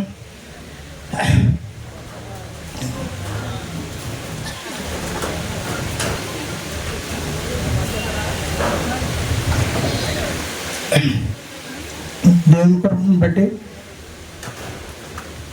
నేను ఒక 3 days అయింది వచ్చి. అయితే మాకు ఫస్ట్ టైము మా మిస్సెస్ గ్లోరీ గారు రావడం జరిగింది. అయితే ఆవిడ మా అత్తగారు వెంకటలక్ష్మి గారు ఇప్పుడు కూడా మా విషయంలో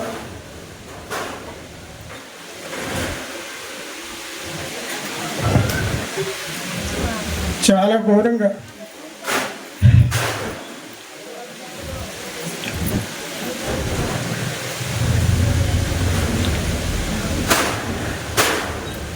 మా కుటుంబం అంటే చాలా ఘోరంగా చూసుకోరండి. ఆవిడ మా మధ్యన లేరు అంటే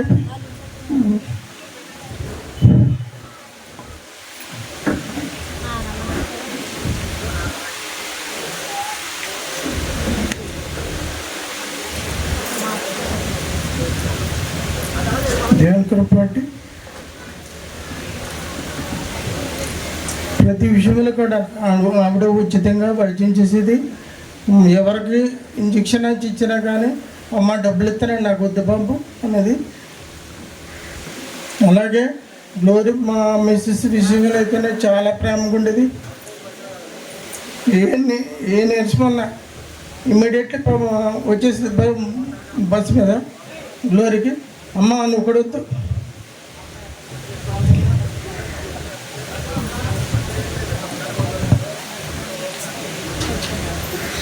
నడు ధవళేశ్వరం వెళ్తా ఉన్నాడు. అలా తీసుకొచ్చి ఆవిడ మా Mrs first time pregnant vomitings వస్తే 3 నెలలకి తీసుకొచ్చిందండి. మళ్ళా బాబు పుట్టేదాకా మళ్ళీ తీసుకురాలి. అంత ప్రేమగా ఉండేదండి మా మిస్. దేవుడు చెప్తున్నాడు, నీ తల్లి గర్భం అంతే, నీ ఆయుష్ను ఆయన ముందే రాసి ఉన్నాడు. మనం అనుకోవచ్చండి నాకు అతిగా బలం ఉంటే ఇంకా బతికేస్తాను, తాగుతాను అని తింటాను అనుకోవచ్చు. కానీ ఆయన ఉచితమైన కృప. నాకు కూడా బండి మీద స్కిడ్ అయి పడిపోయాను. పడిపోయాను పట్టడం ఒకటే తెలుసు. అపోలో హాస్పిటల్కి తీసుకెళ్ళిపోయి చనిపోయే స్థితిలో కూడా దేవుడే నన్ను లేవనెత్తాడండి. అప్పుడు మా మెసేజ్ వచ్చింది, డాక్టర్స్ అన్న చిన్న ఆపరేషన్ చేయాలి, మా హస్బెండ్కి కత్తి ముట్టుకోవద్దు, చనిపోతే తీసుకెళ్ళి పాతేస్తాం అంతే తప్ప మా దేవుడు బతికిస్తాడు. ఆయన నిజమైన దేవుడు. మీరు అనుకోవచ్చు కానీ ఈ లోకంలో ఇన్ని దేవతలున్నా కానీ ఆయన మన కోసం చనిపోయి తిరిగి లేచాడు 3వ దినాన. మన కోసము ఆయన ఈ శరీరం మట్టి శరీరం. ఆయన ఈ మట్టి శరీరంలో తన ఆత్మను ఉదక మనం జీవాత్మయము. ఈరోజు మనము ఇట్లా ఉన్నామంటే ఆయన ఉచితమైన కృప. ఒకప్పుడు మన వాళ్ళు కూడా ఒక స్థితిలో చాలా హీన స్థితిలో ఉండేవారు. కానీ ఈ రోజున దేవుడు ఒక ఉన్నతమైన స్థితి ఇచ్చి మనల్ని నడిపిస్తున్నాడు. రాజకీయంగా చదువుల్లోనూ అన్నింటిలో కూడా అభివృద్ధి చేస్తున్నాడు. అలాగే చిన్న సాక్ష్యాన్ని దేవుడు దీవించిన కాక వచ్చిన పాట పాడి వినిపిస్తాడు.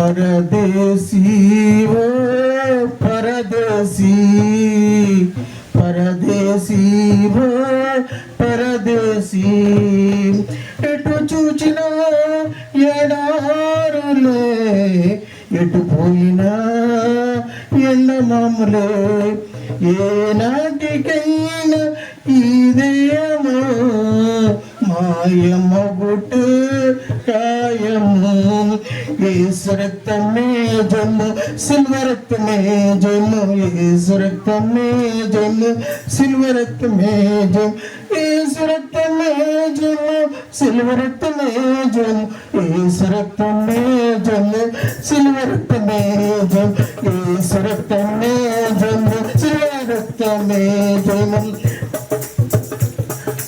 కట్టుకున్న భార్య నీపై కుప్పల కూడిన కన్న బిడ్డల కన్నీరు ఏరులై పారిన కట్టుకున్న భార్య నీపై కుప్పల కూడిన కన్న బిడ్డల కన్నీరు ఏరులై పారిన అన్నదమ్ములే అలవరించిన ఆనటించిన బంధువులంతా బతుమాలిన ఆత్మీయులే అడ్డగించిన ఏనాటికైనా యేసయ్యను చేరుకున్నట్టు నాయము యేసు రక్తమే జయము సిల్వ రక్తమే జయము యేసు రక్తమే జయము సిల్వ రక్తమే జయము యేసు రక్తమే జయము సిల్వ రక్తమే జయము యేసు రక్తమే జయము సిల్వ రక్తమే జయము యేసు రక్తమే జయము సిల్వ రక్తమే జయము కారులన్నీ కొన్నాం పొలాలన్నీ ఉన్నాయి స్థలాలన్నీ కొన్నాం అందగాడివైనా ఆటగాడివైనా అందాల మాటగాడివైనా సిపాయివైనా కసాయివైనా శికారువైనా ఏనాటికైనా యేసయ్యను చేరుకున్నట్టే నాయము యేసు రక్తమే జయము సిల్వ రక్తమే జయము యేసు రక్తమే జయము సిల్వ రక్తమే జయము యేసు రక్తమే జయము సిల్వ రక్తమే జయము యేసు రక్తమే జయము సిల్వ రక్తమే జయము యేసు రక్తమే జయము సిల్వ రక్తమే జయము హల్లెలూయా.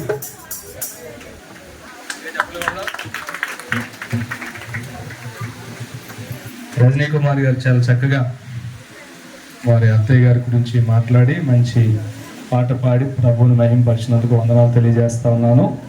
ఈ సమయంలో మరి సీతానగరం నుండి మన మధ్యకు వచ్చిన దైవజనులు రాజు గారు ఒక 2 నిమిషాలు ఆదరణకరమైన మాటలు మాట్లాడతారు. మా చక్కగా ఏ పనికి ఆ పని జరిగిపోతుంది. మీరు ఎవరైనా ఇటు ఉండాలంటే ఇటు ఉండొచ్చు, అటు వెళ్ళాలంటే అటు వెళ్ళొచ్చు, ఎవరికి నిర్బంధం లేదు.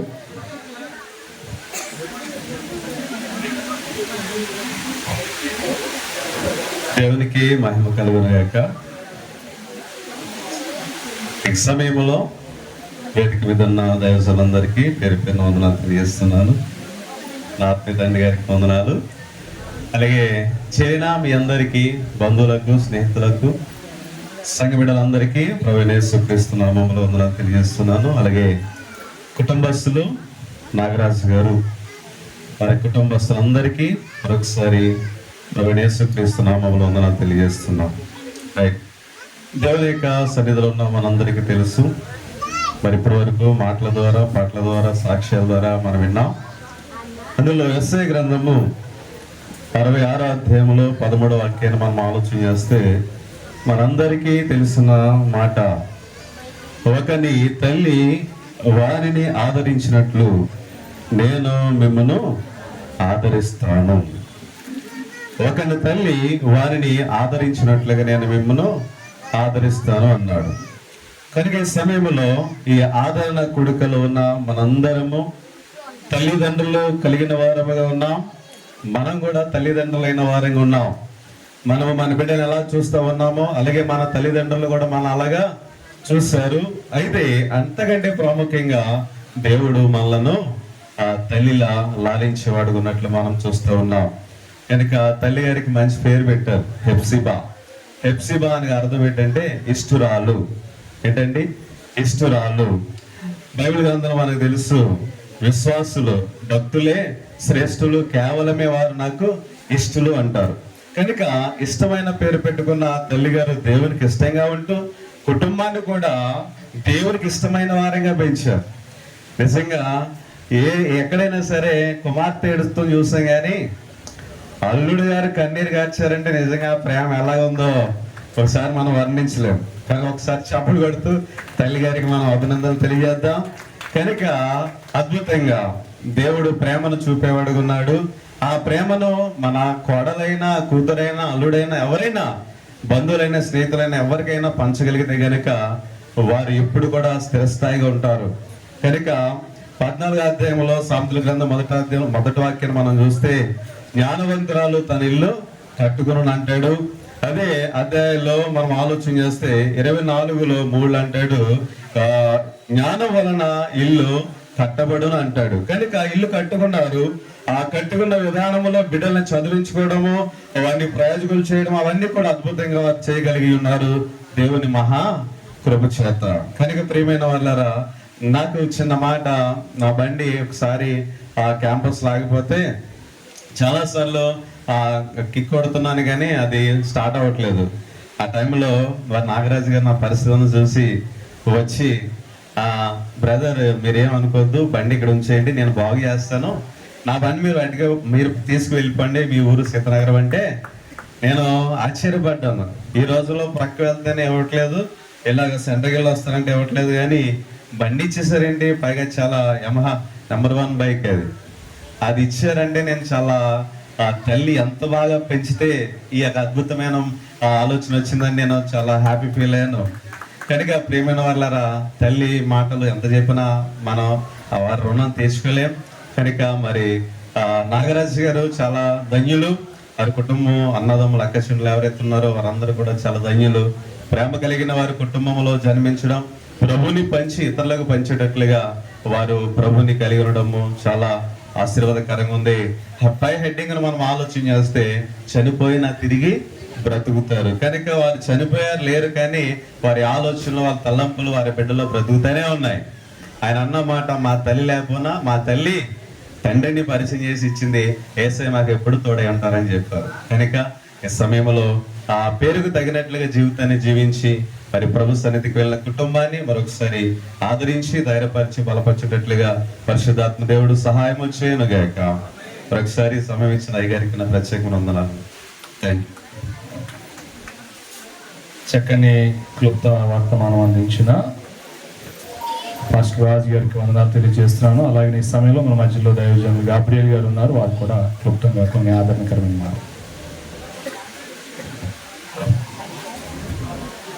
దేవుని పరిశుద్ధ నామానికి మహిమ కలుగును గాక. హల్లెలూయా.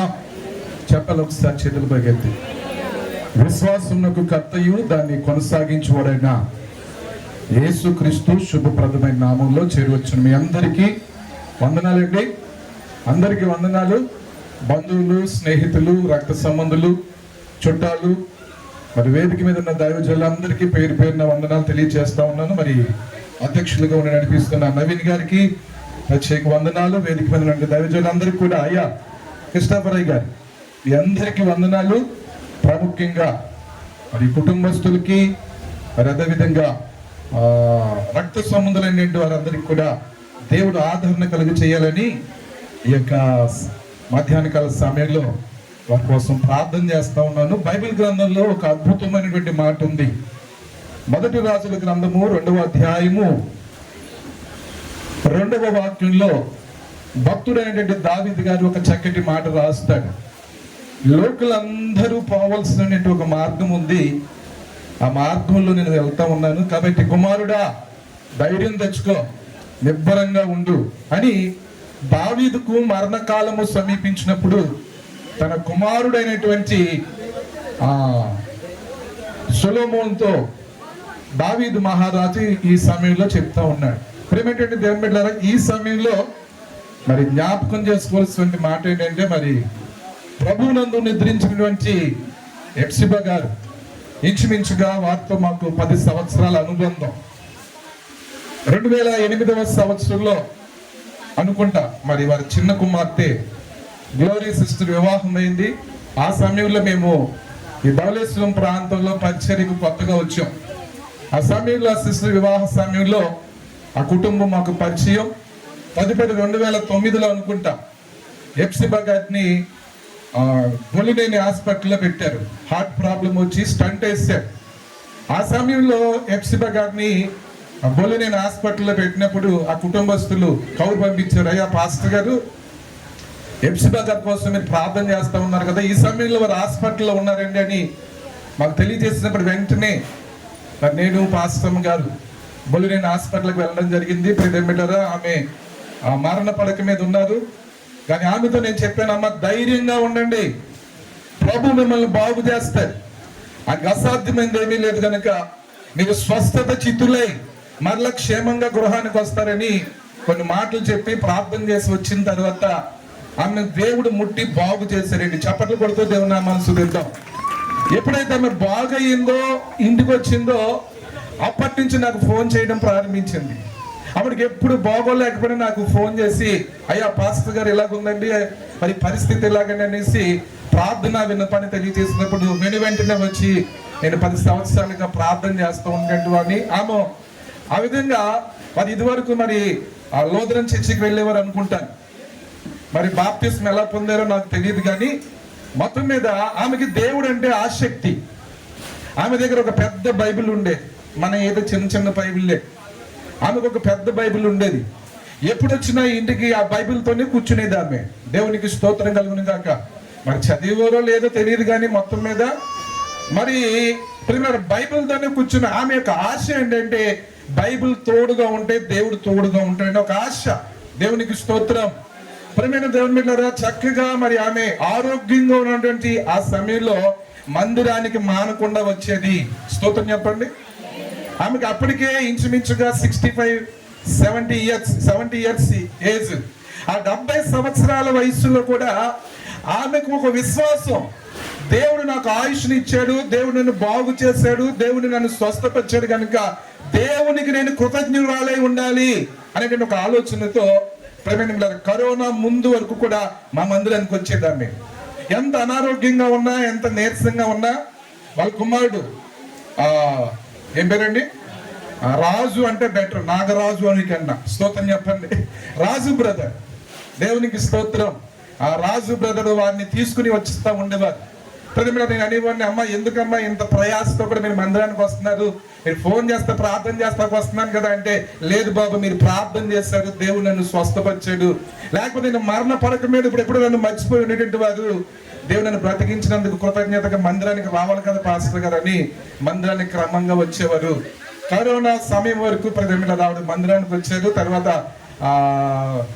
బంధువులు ఇవన్నీ వచ్చిన తర్వాత చెప్పి, అమ్మ మీరు ఇంటి దగ్గర ఉండండి, ఏదైనా బాగోపోతే ప్రార్థన చేస్తామని చెప్పినప్పుడు అప్పటి నుంచి వారితో కొంచెం ఎడబాటు కదా కలిగింది. అయితే నేను చెప్పేటువంటి మాట ఏంటంటే, ఎప్సిబా గారు ఎక్కువగా ఎవరి కోసం ఆలోచించేవారంటే తన కుమారుడైనటువంటి రాజు బ్రదర్ కోసం ఆలోచించేవారు. అప్పటికి రాజు బ్రదర్ ఇక్కడ రాజ్ పబ్లిక్ స్కూల్ అనేటువంటి ఒక కాన్వెంట్ నడిపించి చక్కగా రన్ చేశారు. కొన్ని ప్రాబ్లమ్స్, ఫైనాన్షియల్ ప్రాబ్లమ్స్ బట్టి అది మధ్యలో ఆగిపోయింది. తర్వాత చాలా మందికి ట్యూషన్ చెప్పారు, ప్రయోజకులు చేశారు. గవర్నమెంట్ జాబ్ కోసం చాలా ప్రయత్నాలు చేశారు, కానీ ఎందుకో మరి రాలేదు. దేవుని చెప్పినట్టు ఈ సంవత్సరం వచ్చును గాక. ఆమె చెప్పారా, మనం ఏదైతే ఆమెను అంటామో దేవుడు అది నెరవేరుస్తారు. ఆమె ఒకటే మాట చెప్పేవారు నాకు, రాజు కోసం ప్రార్థన చేయండి పాస్టర్ గారు.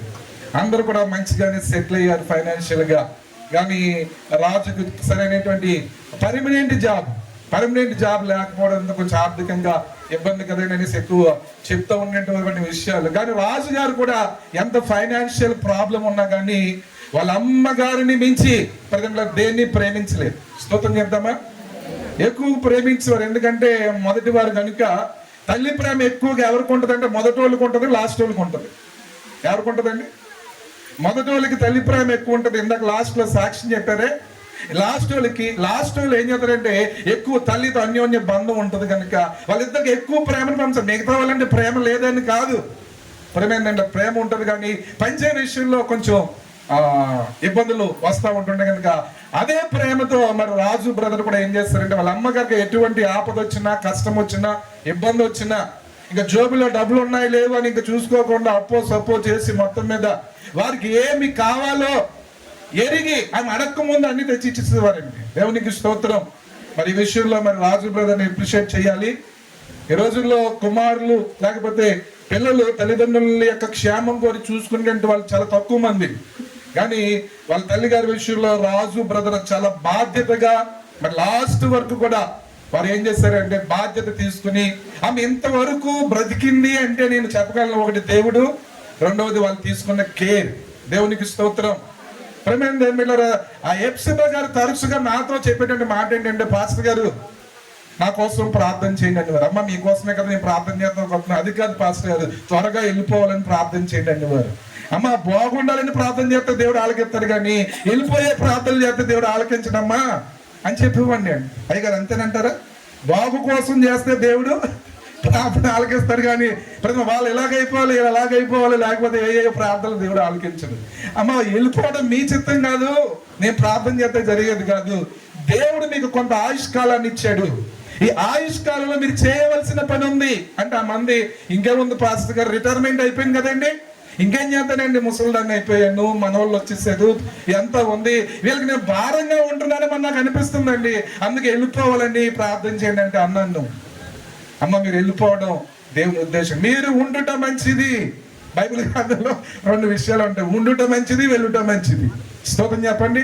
ఇప్పటి వరకు ఎప్సిబా గారు ఉండడం ఎంత మంచిదో ఆమె వెళ్ళడం కూడా అంతే మంచిదని చెప్తాను నేను. దేవునికి స్తోత్రం. ఎందుకంటే దేవుడిచ్చినటువంటి ఆయుష్కాలంలో దేవుడు మనం ఎప్పటి వరకు మనల్ని నిలుపుతారు. ఆయుష్కాలంలో దేవుని కోసం మనం జీవించాలి. తల్లిగారు రెబెక్కమ్మ గారు చక్కటి విషయాలు చెప్పేసారు. మీకు ప్రసంగం అప్పుడే అయిపోయింది. మరి ఆ సిస్టర్ గారు నేను అండమాన్లో చూశాను, ఫస్ట్ టైం చూడడం. నేను అండమాన్ నికోబార్ పోర్ట్ బ్లెయిర్ లో కొన్ని ఆ మీటింగ్స్ నిమిత్తం వెళ్ళినప్పుడు నాతో ఆ టీంలోనే మరి యొక్క ఎప్సిబా గారి యొక్క చెల్లెలు గారు రెబెక్కా గారు వచ్చారు. ఆవిడని చూసినప్పుడు నాకు ఏదో ఒక అనుబంధంలా కనిపించినాడు. ఎవరో నాకు తెలియదు, నేను ఎవరో ఆవిడకి తెలియదు. అయితే మొత్తం పోలికలు కనిపించినప్పుడు ఆమె ముఖంలో ఎప్సిబా గారి ముఖం కనిపించింది నాకు. ఈడేమో బ్లాక్ షాప్, ఆవిడేమో వైట్ షాప్. స్తోత్రం చెప్పండి. మొత్తం మీద పోలికలు ఉన్నాయి. నాకు ఇంకా అంతుపట్టలేక, అమ్మ మీది ఏ ఊరు అనగానే ఆవిడ అన్నారు, నాకు వెళ్ళిపోయినండి ఆవిడ మాది రాజులు అండి అన్నారు. అమ్మ మీకు ధవళేశ్వరంలో ఎవరైనా చుట్టాలు ఉన్నారని అడిగేస్తాను, అడగలేదు ఇంకా నేను ఉండబట్టలేక. ధవళేశ్వరంలో చుట్టాలు ఉండవేంటండి, మా అక్క ఉందండి అక్కడ, మా అక్క పిల్లలు ఉన్నారండి అంటే, అమ్మ అదే ఎప్సిబా గారు వెంకటలక్ష్మి గారు, అవునండి మా అక్కేనని అనేసరికి ఇంకా బంధం పెరిగిపోయింది. స్తోత్రం చెప్పండి. ఎందుకంటే ప్రేమ వాళ్ళు మంచి కుటుంబంలో. మరి ఎప్సిబా గారి యొక్క అమ్మగారు కూడా ఇంచుమించుగా 90 సంవత్సరాలండి, 80 సంవత్సరాల 85 సంవత్సరాల పండుటు వయసులో దేవుని సన్నిధికి వెళ్ళారు. చెప్పలకూడదు, దేవుని నామాన్ని స్తుతిద్దాం. ఆయుష్ అనేది దేవుడు ఇచ్చేది. ఎవరికి దేవుడు ఆయుష్ని ఇస్తాడంటే ఆయన యందు భయభక్తులు గల వారికి దేవుడు ఆయుష్ ఇస్తాడు. అదేవిధంగా ఎప్సిబా గారికి 80 సంవత్సరాల ఆయుష్ను దేవుడు ఇవ్వగల ఉద్దేశం ఏంటంటే ఆమె దేవుని యందు భయభక్తులు కలిగి ఆమెకు వచ్చిరాని ప్రార్థనే చేసుకుంటూ ఆమె ఏ విధంగా దేవునితో సహవాసం చేయగలదో, దేవునితో నడవగలదో అలాగ నడిచి దేవుని సన్నిధికి వెళ్ళారు. ఇప్పుడు బాధ్యత భారం ఎవరిదంటే, ఇంకా నడిపించవలసిన భారం ఎవరిదంటే ఎవరు చెప్పండి? రాజు బ్రదర్దా? దేవునికి స్తోత్రం. ఆయన చేయవలసినటువంటి బాధ్యతలు భారం కూడా మోసేసి ఆయన అలసిపోయి ఉన్నారు. స్తోత్రం చెప్పండి. ఎందుకంటే 2 చెల్లెళ్ళు, వాళ్ళ కుటుంబ భారం, మరి 3 అన్నయ్యలు తమ్ముళ్ళ, ఒక అన్నయ్య ఒక తమ్ముడు. ఏమండి ఈ కుటుంబ భారం అంటే మరి రాజు బ్రదర్ చాలా వరకు పెద్ద కుమారుడిగా నిర్వర్తించారు. అయితే ఈ సమయంలో నేను చెప్పేటువంటి మాట ఏంటంటే, సొలొమోను మహారాజు, ఆ దావీదు మహారాజు సొలొమోన్తో చెప్పినట్టుగా లోకులందరూ వెళ్ళవలసినటువంటి మార్గులు ఎవరు వెళ్ళారు? ఇప్పుడు చెప్పండి ఎవరు వెళ్ళారు? ఎప్సిబా గారు వెళ్ళారు. ఇప్పుడు ఎప్సిబా గారు వెళ్ళారు, రేపు నీవు నేను వెళ్తాం. కొంచెం సమయం గ్యాప్ అంతే, ముందు వెనుక. అయితే మనం కలిగి ఉండవలసింది ఏంటంటే, భూమి మీద బ్రతికినా చనిపోయినా మనం ప్రభుతో ఉంటామంటే ఒక నిరీక్షణతో ధైర్యముతో జీవించే జీవిత కాలంలో జీవించవలసిన వారమే ఉన్నాం, దేవునితో నడవలసిన వారమే ఉన్నాం. దేవునికి మహిమ కలుగును గాక. కనుక ప్రేమటువంటి వారులదా, ఈ సమయంలో మరి రాజు బ్రదర్ యొక్క సేవలు, మరి వారి యొక్క కోడలు, రాజు బ్రదరే కాదండి, వారి యొక్క కోడలు, పెద్ద కోడలు ఎవరండి? రాణి. వీళ్ళ పేర్లు ముందు కొంచెం అయ్యి ఉన్నాయి, అవి పూర్తిగా పోవును గాక. దేవునికి స్తోత్రం. రాజు రాణి ఎవరండి? చూడండి పేర్లు కూడా ఎలా కలిసినాయో. ఏం పేరండి? రాజు రాణి. రాజు రాణిలు ఎక్కడ ఉండాలి? రాజ్యంలో ఉండాలి. ఏ రాజ్యం? దేవుని ఆ రాజ్యం కాదు, ప్రస్తుతానికి ఈ రాజ్యంలో ఉన్నారు. అంటే దేవునితో కలిసి ముందు కొనసాగుతూ ఉన్నప్పుడు ఆ దేవాది దేవుడు శాశ్వతమైన ఆశీర్వాదాలు, శాశ్వతమైన దీవెనలు, కృపాక్షేమాలతో వాళ్ళ దేవుడు నింపాలని మనసారా కోరుకుంటా ఉన్నాను. ప్రియమైనటువంటి వాళ్ళారా, మరి చాలా విషయాలు ఉన్నాయి కానీ ఇప్పటికీ చాలా సమయం అయిపోయింది. అయ్యగారు చెప్పినట్టుగా ముగింపులోకి వచ్చేసాం. మనం బిగింపుగా ముగించుకోపోతా ఉన్నాం. స్తోత్రం చెప్పండి. హల్లెలూయా. ఈ కుటుంబం కోసం మనం ప్రార్థన చేయాలి. ఎక్కువ ప్రార్థన చేయాలి. దైవజనులు ఉన్నారు. మరి ఈ కుటుంబంలో మరి ఎప్సిబా గారు ఎంతవరకు ఉండడం దేవుని చిత్తం. ఎందుకంటే ఆ దేవుడు ఆ కృపనిచ్చాడు. మరి ఇప్పటి నుంచి కొంచెం ఈ కుటుంబంలో లోటు ఉంటుందని అనుకుంటాను. ఆ లోటుని తీర్చవలసింది ఎవరు? దేవుడే. కనుక ఆ లోటుని తీర్చాలని రాజు బ్రదర్ కానీ రాణి సిస్టర్ కానీ ఇద్దరిలో ఎవరికొకరికి గవర్నమెంట్ జాబ్ వస్తే ఆ లోటు తీర్చబడుతుంది, పూడ్చబడుతుంది. స్తోత్రం చేద్దామా? గట్టి కృప వారికి దేవుడు ఇవ్వాలని. మిగతా వాళ్ళందరూ కుమారులు, చిన్న కుమారుడు, మరి చిన్న కోళ్ళు, ఇందాక అల్లుడు గారు సాక్ష్యం చెప్పారు. ప్రేమేంద్ర యాక్సిడెంట్ అయి చనిపోవలసినటువంటి ఆ వ్యక్తి హైదరాబాద్ లో, వాళ్ళ గృహానికి కూడా నేను వెళ్ళాను. వాళ్ళ కుమార్తె హైదరాబాద్ లో గ్లోరియా సిస్టర్, ఆమె కూడా ఐసీయూలో ఉండగా ఎప్సిబా గారు, బాబు మీరు కనుక హైదరాబాద్ వెళ్తే మా పాప కోసం ప్రార్థన చేస్తాక వెళ్ళండి అని చెప్పినప్పుడు వాళ్ళు కూడా దర్శి కుటుంబాన్ని మేము ఎప్పుడు ప్రార్థన చేస్తా ఉన్నాం. కాస్త 2 సంవత్సరాల నుంచి గ్యాప్ వచ్చింది, కరోనా గ్యాప్ వచ్చినట్టుగా. అయినా కానీ మా ప్రార్థనలు ఎల్లప్పుడూ ఈ కుటుంబానికి ఉన్నాయని తెలియజేస్తూ, మీ కుటుంబాలు దీవించబడాలని, దేవుల్లో కట్టబడాలని, దేవుని కృపలో వర్ధిల్లాలని మనసారా కోరుకుంటూ ఈ యొక్క మాటలు తెలియజేస్తా ఉన్నాను. దేవుని కుటుంబాన్ని దీవించును గాక. Praise the Lord. దేవునికి మహిమ కలుగును గాక. చక్కగా మరి వారి అనుభవాల్ని, వారు కలిగి ఉన్న బంధాన్ని తెలియపరిచి కుటుంబానికి ఆదరణకరమైన మాటలు వివరించిన గాబ్రియల్ పాస్టర్ గారికి వందనాలు తెలియజేస్తా ఉన్నాను. ఈ సమయంలో నాగరాజు గారు ఎక్కడున్న వేదిక దగ్గరికి రావడానికి ప్రయత్నం చేయండి. ఈలోగా మన మధ్యలో 2 గంటల వారిపేట నుంచి వచ్చిన సహోదరులు ఒక పల్లవి చరణం పాడవలసిందిగా కోరుచు. నాగరాజు మాస్టర్ గారు ఎక్కడున్నారు?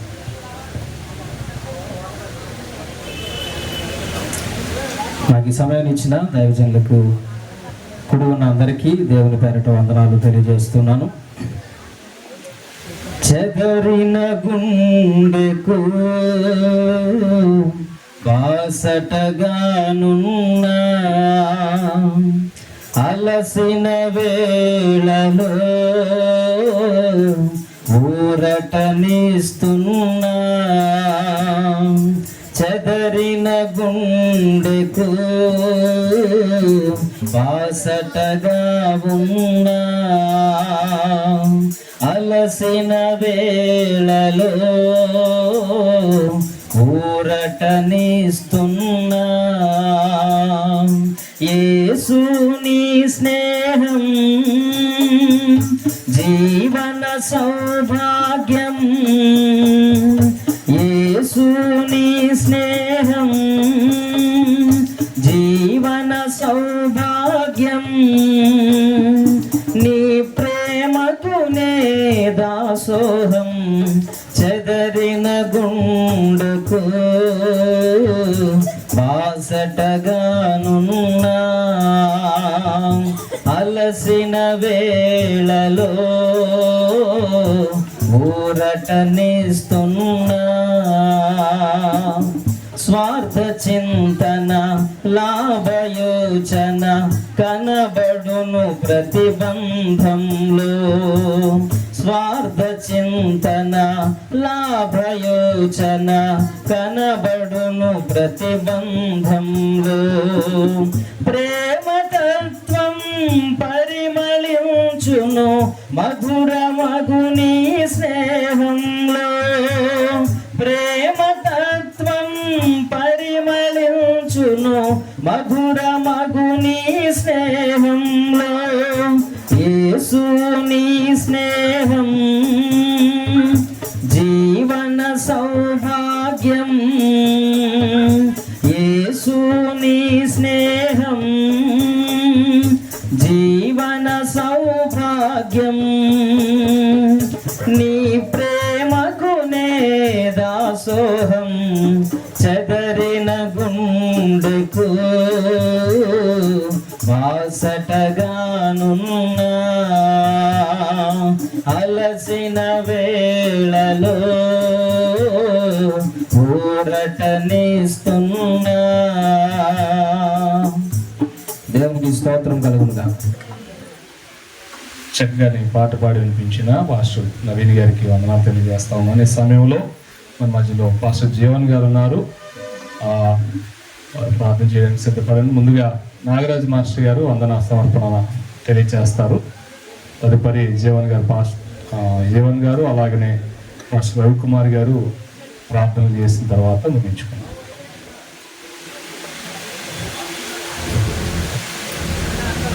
యేసుక్రీస్తునామములో మరొకసారి మీకు అందరికీ వందనాలు తెలియపరచుకుంటున్నామండి.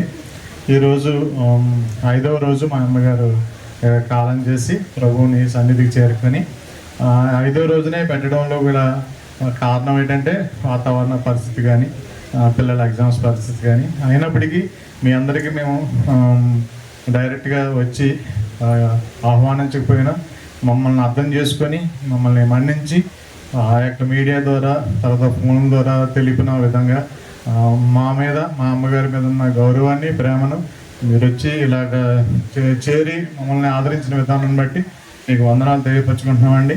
ఎందుకంటే మీరందరూ రావడం తర్వాత దేవుడు ఎంతో మెండుగా మనందరినీ ఆశీర్వదిస్తున్నాడు, మనందరి ఎడల ఎంత కృప చూపిస్తున్నాడు, ప్రేమ చూపిస్తున్నాడు అన్నది అర్థమవుతుంది. ఎందుకనంటే నిన్ను వల్లే నీ పొరుగువాడిని ప్రేమించమనే మాటకు మనందరిలోని నెరవేర్చబడ్డది. కాబట్టి మా అమ్మగారు ఈ లోకంలో లేనప్పటికీ మీ యొక్క ప్రేమాభిమానాలు, మీ యొక్క సహాయ సహకారాలు, దేవుడి యొక్క కృప మాకు మా కుటుంబానికి తరతరాలు ఎల్లవేళలా ఉండనని ప్రతి ఒక్కరికి చిన్నలేమి పెద్దలేమి సంఘస్థులకేమి స్నేహితులకేమి అందరికీ కూడా ధన్యవాదాలు తెలియపరచుకుంటున్నానండి.